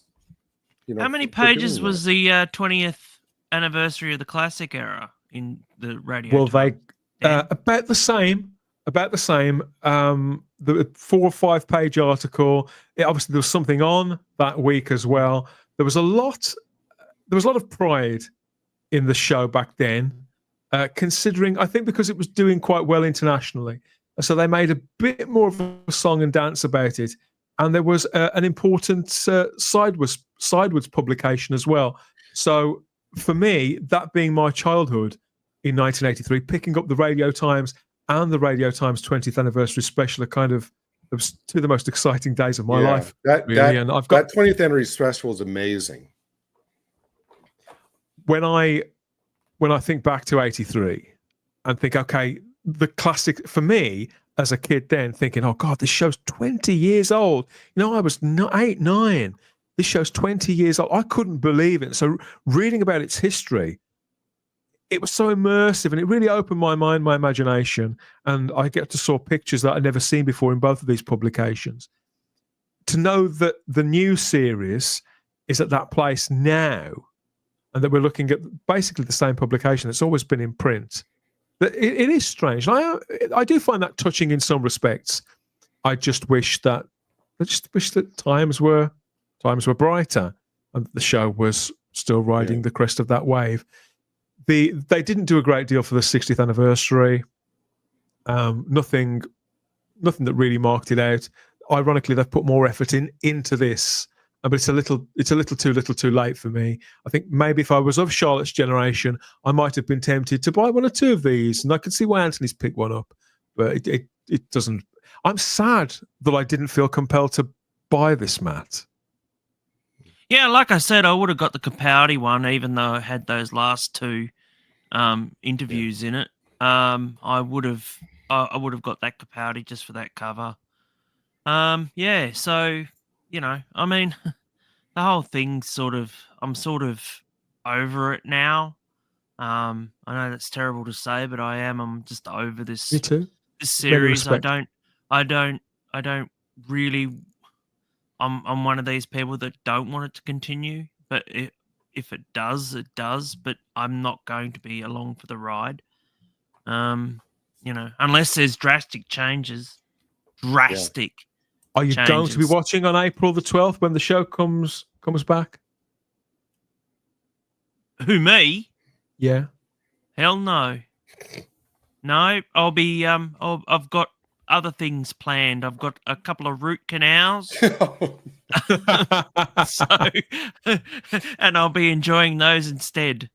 So yeah, no, it's sad that I remember when this show was due to come back, and and I think of the excitement, and I was trying to find out, because it was very hard even back then, very very early on, to get information on Doctor Who, any sort of bits of news from the UK, and I just lapped it up. I loved it, and now I just don't. I mean, they've just made another announcement for another guest, and I'm just like, okay.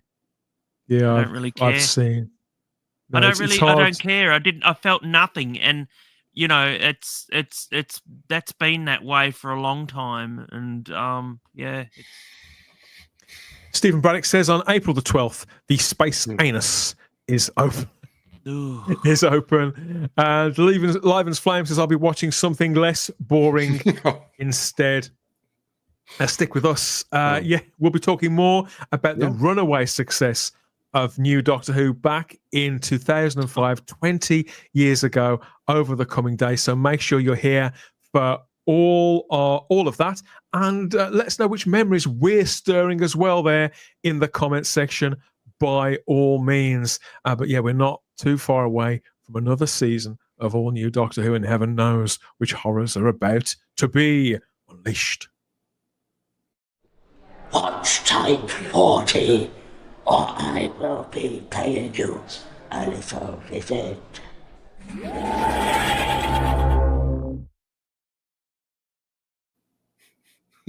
Absolutely brilliant stuff. Yeah, it's one of those times in any fan's lives where you don't look forward to it, but in fact you hope it's never going to happen, where the spell starts to break a little bit, and you think, oh, people warned me I might feel this way eventually, but you never think it's going to come. But they seem to have brought it about for a growing number of people. Can it regain your affection and loyalty? I think that the Christmas special just gone, was that Last Chance Saloon that Russell mentioned there in that article, and he never even knew it. I don't think there's any chance of them bringing back the general public at all. I think the fan, I don't think it really matters how good any of those 8 episodes could be. And I think there stands a chance a couple of them could be okay. Yeah. But I think it doesn't really matter. The damage has sort of been done. People have fixed ideas of what they will and won't watch. And I don't think there's any way of bringing people back to a party that's kind of already got no atmosphere. There's no way if they didn't feel it a year, 18 months ago, they're not going to feel it by simply giving them more of the same, even though there's a new companion and stuff like that. Usually the Doctor would be the anchor for that. And most of the British public have no idea who Ncuti Gatwa is. Yeah. Sorry, Ncuti.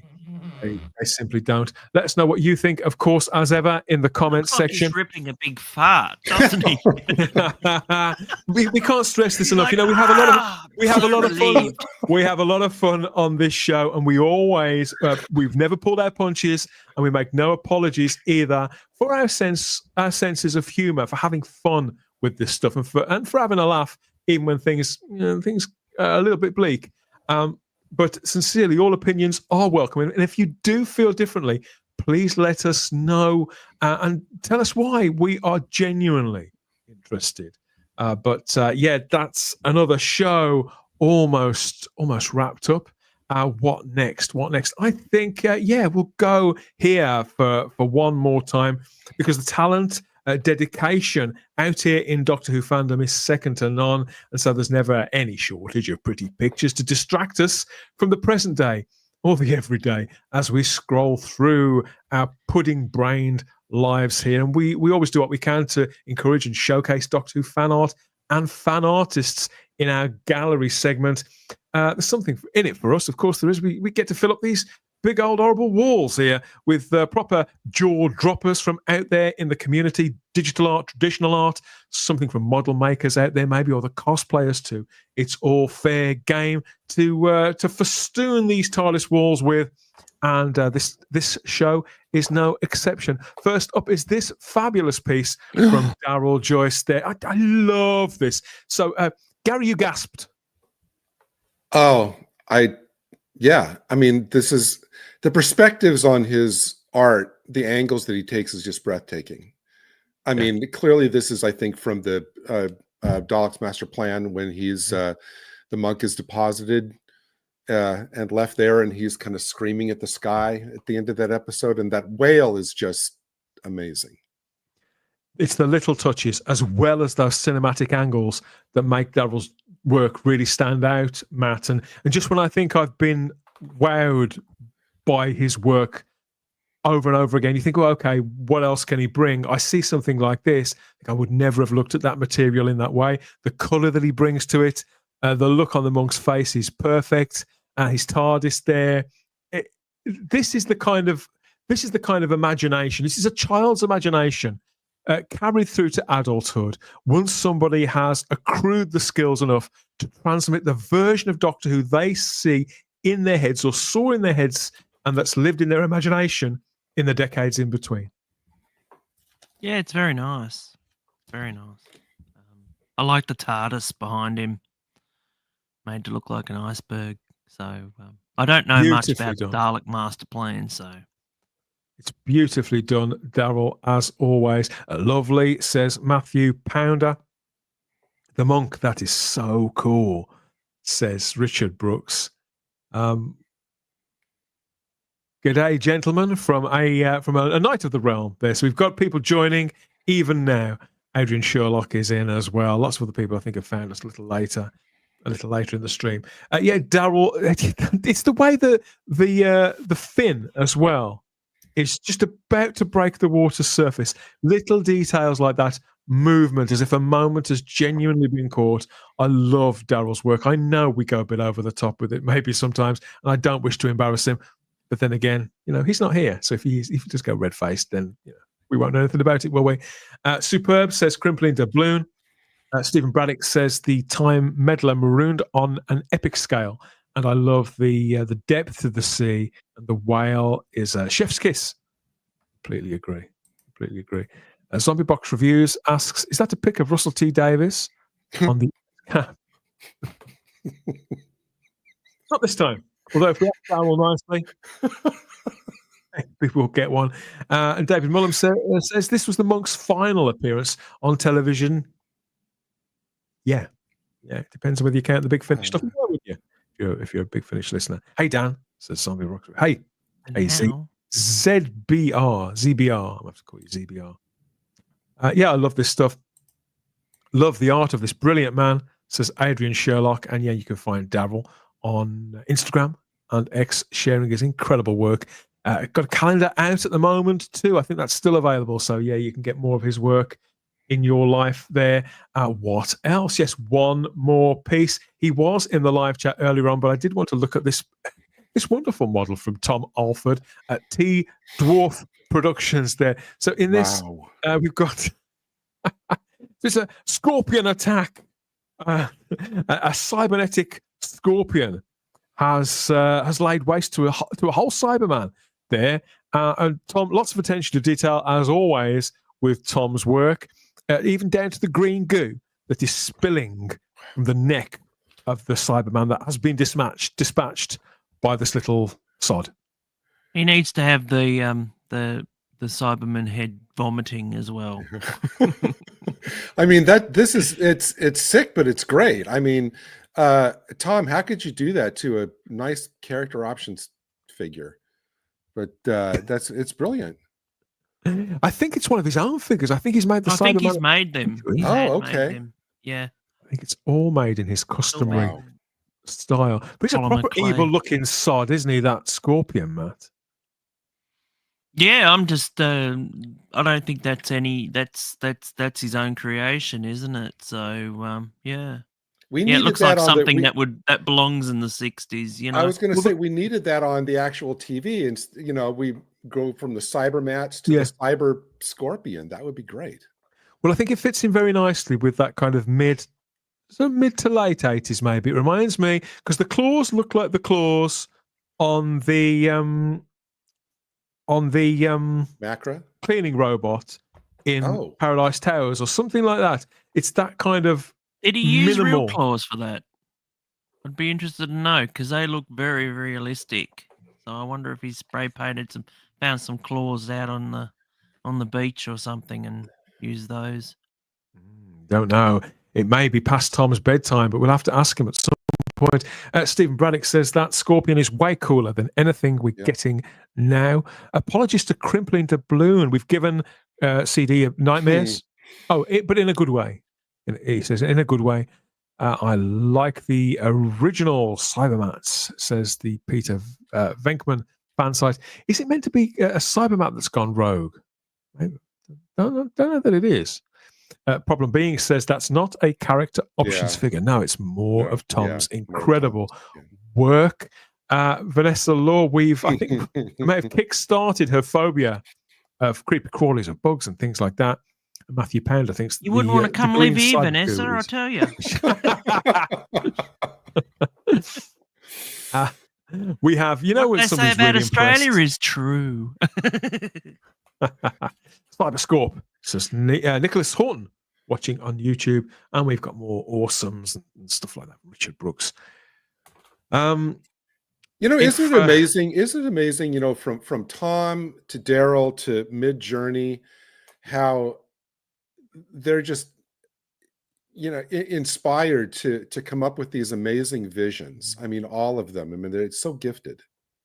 I wouldn't say it's only Doctor Who that promotes this in people, but I think to this extent, if you're looking at those sort of the big franchises, I think that they stimulate in different ways. And with Doctor Who, it is absolutely creativity and to visualize one's nightmares. I think with Star Wars, people go and they might try and build their own lightsaber or stitch their own gown together to be a Jedi or get an authentic prop. With Star Trek, it's like making the uniforms, maybe model kits and things. But with Doctor Who, it's painting, it's model making from scratch in many instances. More so, it's about sort of tapping into something that's dormant inside one's own mind, I think. And if I was living in Tom's mind, I think I'd be very frightened right now. The fans are doing the best work. Agrees Mark Milford with you, Gary. Yeah. Adrian Sherlock says we have serious creepy crawly nasties in Australia. That's no way to talk about Matt Paul.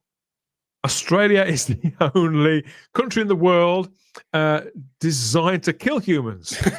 And what do people do? They go and live there. I have families here, little family of spiders and stuff. I couldn't hurt them.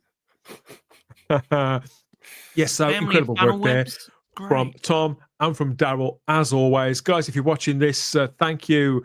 Keep them coming. And we want more fan art to, as ever, to plaster these big grey walls with. We can't get enough of it. That's how it works. So send it our way or us its way, wherever you find it or them, those fabulous Doctor Who fan artists. We want it all up on the wall.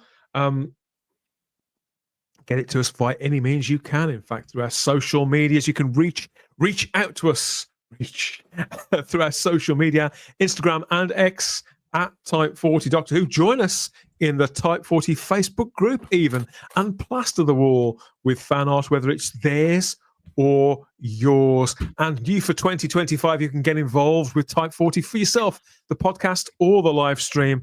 From the palm of your hand, if you record us a message through SpeakPipe, there could be a message, a prediction, any feedback at all. Pick an argument if you must, just like Babette Bombshell tried to earlier on. It's all fair game there. Head over to SpeakPipe and drop us a message by all means. Another one wrapped up, another week closer to Doctor Who coming back to TV, all new Doctor Who that Matt Pott isn't going to be watching, but we'll be all over it here at Type 40 and Type 40 Live. So watch out, Russell. Be careful what you wish for. Thank you again, guys. What a fabulous show there. Rumble, X, YouTube, and Facebook. Great comments and a good time had by all. Several things we couldn't pick up on, and we'll save them for later next week. Crimpling Doubloon. Yes, I know all about it, but sometimes you have to cut some things for time.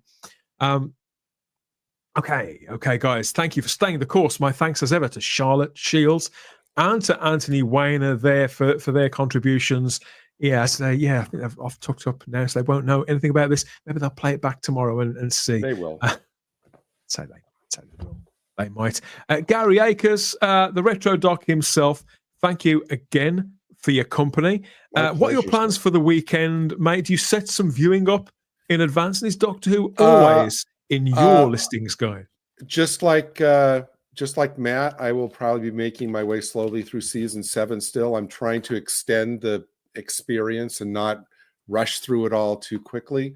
I know what I won't be doing. I won't be going to see Snow White this weekend, so I'll have a lot of time to for things I actually enjoy.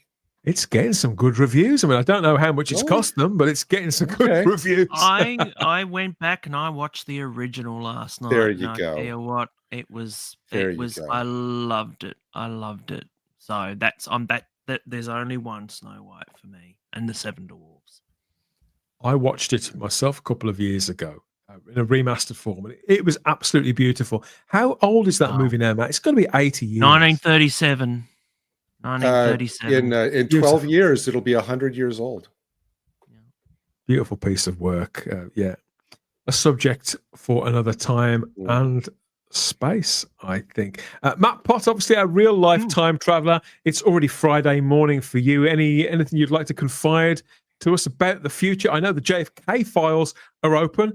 Any other shockers tomorrow? Oh, yeah, there's a connection to Australia. So we've just found out that we were receiving phone calls on that about threats to someone's life. So yeah, it was it's coming out. They're quite interesting, some of it. So yeah, I'll let the conspiracy theorists let us know what they've found. But yeah.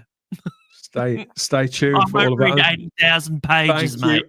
Thank you again for your company. Oh, I also want to mention Matt Pott's got a fabulous video up on his channel about the Avengers. Do you want to tell people about that? Because you and I spoke about that the other day privately.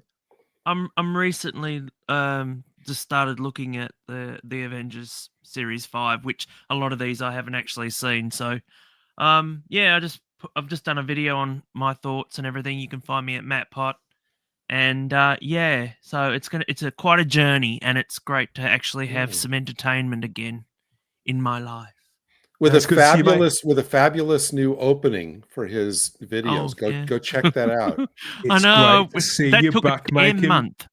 It's great to see you back making videos. You're a great YouTuber, Matt, and whatever you're watching, it's always going to be worth taking some time to check in with Matt Pott and to see if what he's watching is something that you've seen or not seen before, because there's always an interesting angle from you. I find your reviews are never it's more than that. Your reviews are never quite what I expect. I would have thought that you'd have seen all of the Avengers multiple times, for example. So it's just a further glimpse inside the mind of Matt Pott. Yes, I'm trying to correct that mistake now, very much so. Thank you again, everybody in the live chat, including Vanessa Law, one of our loyal and dedicated moderators. Vanessa Law, Law Thoth, Problem Being, several of them have ducked in tonight to take cover. Thank you, everybody, for your companionship throughout all these 200 odd Type 40 lives. More coming up soon. More free speaking, big thinking, news, views, nostalgia, discussion, and dad jokes on the next Type 40 Live. We'll be sauntering back to when, to that, have a wander with the Ninth Doctor back to 2005 with a special guest on Monday. Lots to talk about, as well as keeping track of what's happening right here, right now. So don't miss any of that from 8 p.m. next Monday and Thursday UK time here at Type 40 Live. So my thanks again to the panel and for you for watching, listening, and commenting along.